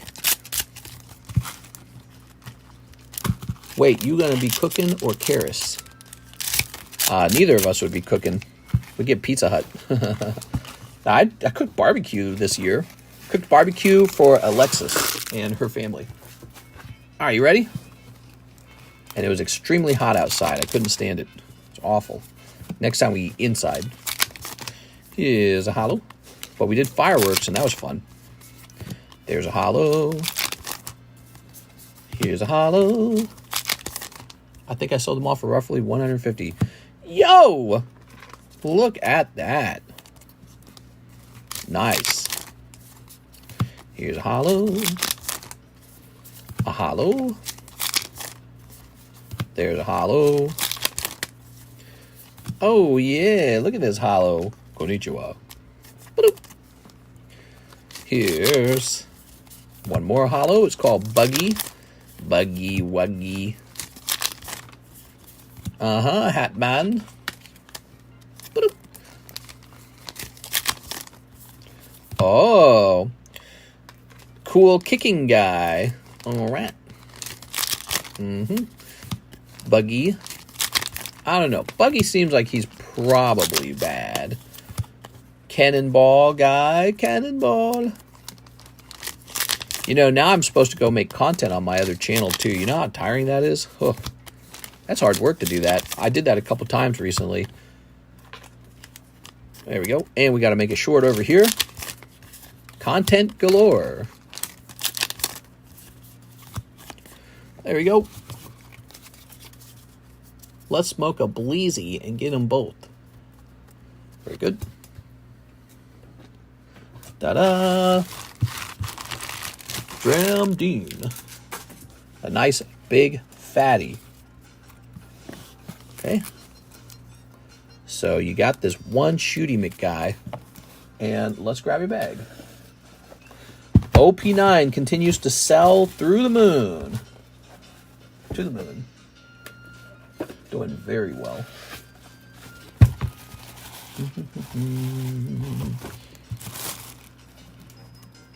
If you legit want to open old school Magic, I can point you in the right direction.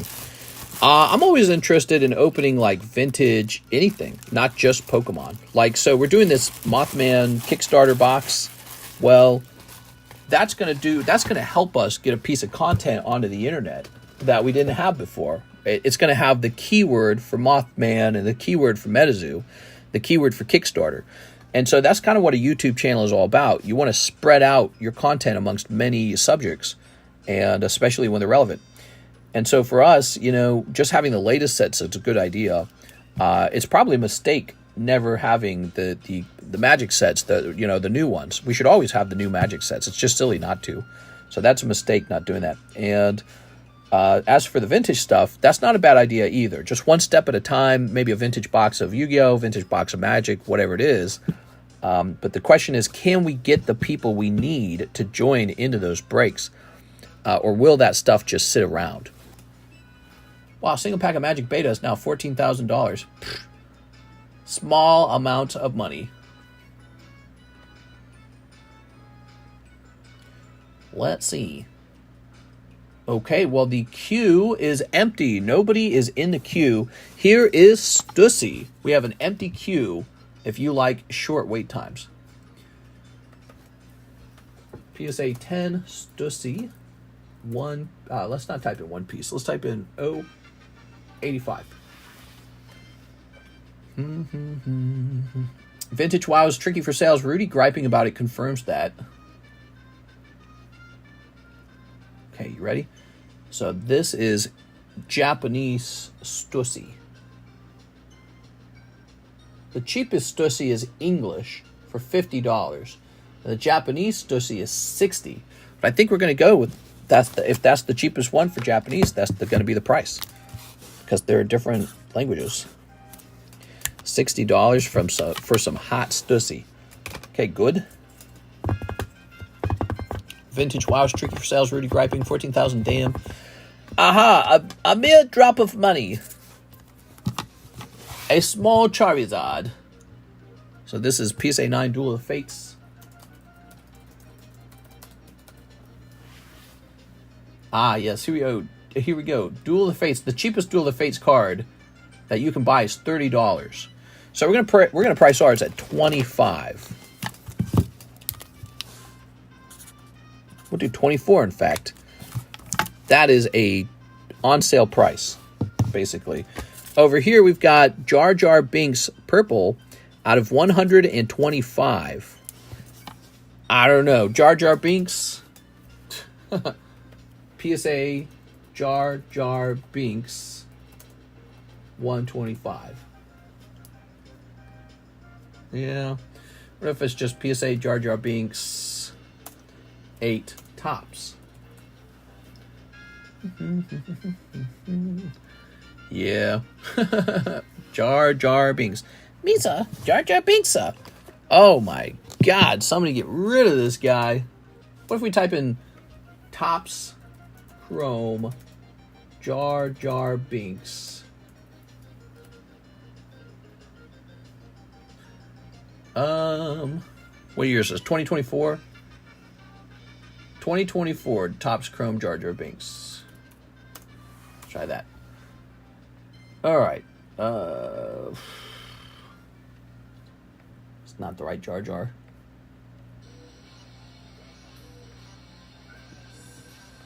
Oh, here we go. Okay, we're starting to run into it. Yeah, not expensive. Well, I suppose you guys won't be buying this Jar Jar Binks for $100 per chance. I don't know. Oh my gosh, drill it, mister. Oh, that is clever, actually. So we're going to turn this into the next Drill It card. Why not? So the price I was just about to write down was $40. It's really hard to determine what he's worth, because there's no examples of him. He is a numbered card, so he's a big hit.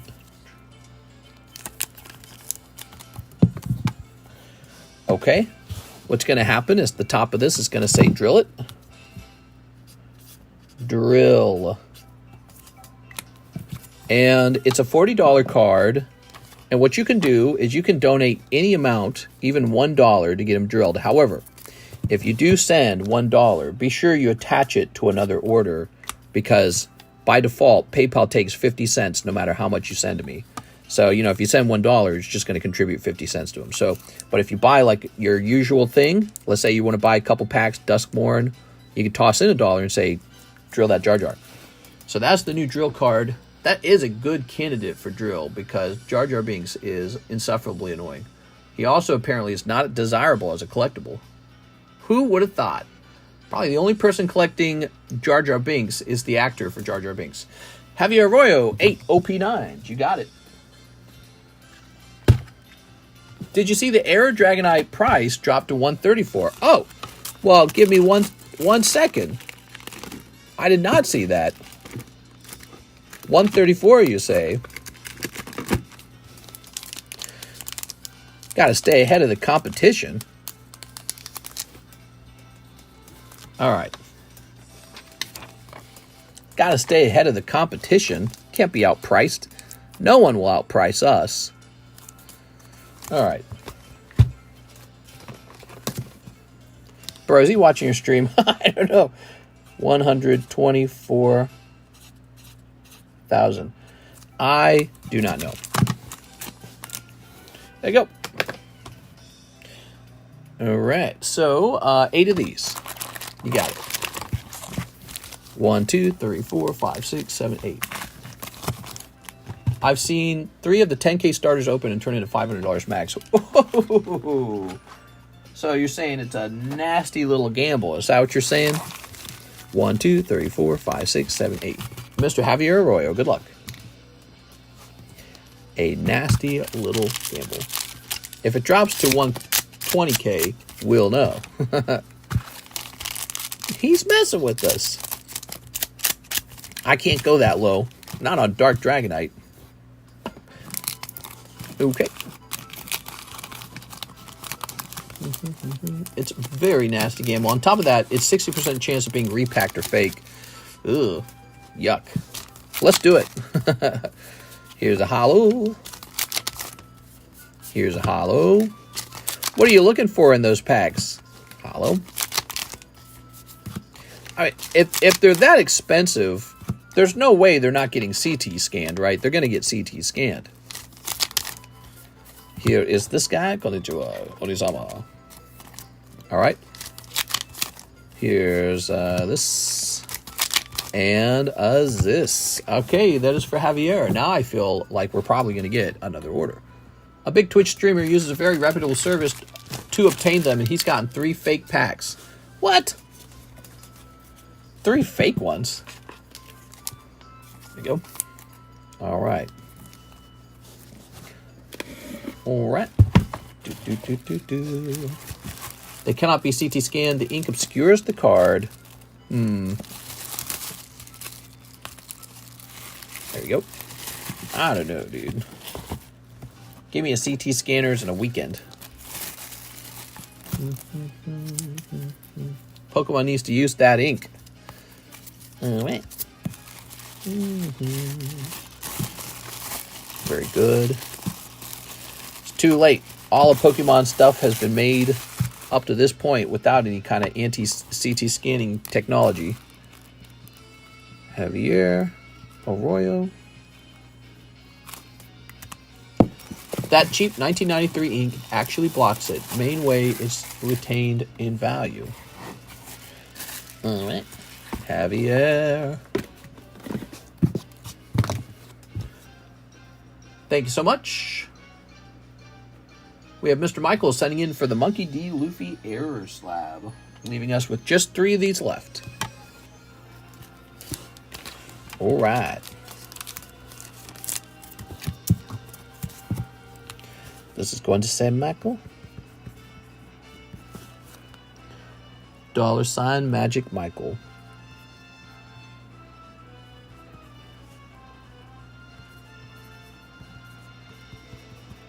My Kale. Where's the error? Up here in this corner. You can look it up. Monkey D. Luffy, 500 years in the future, 109, error.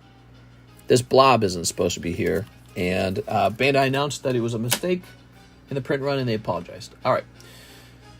Cool, man. Pretty simple error, actually, but it's a misprint is what it is.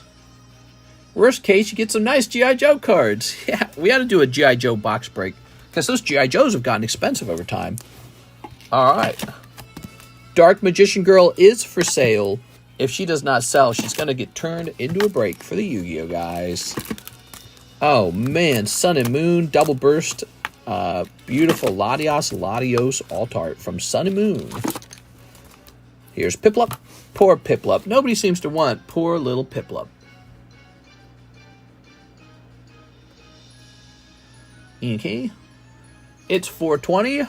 We've been live for 3 hours and 38 minutes. I do feel like I'm probably ready to wrap up now, guys.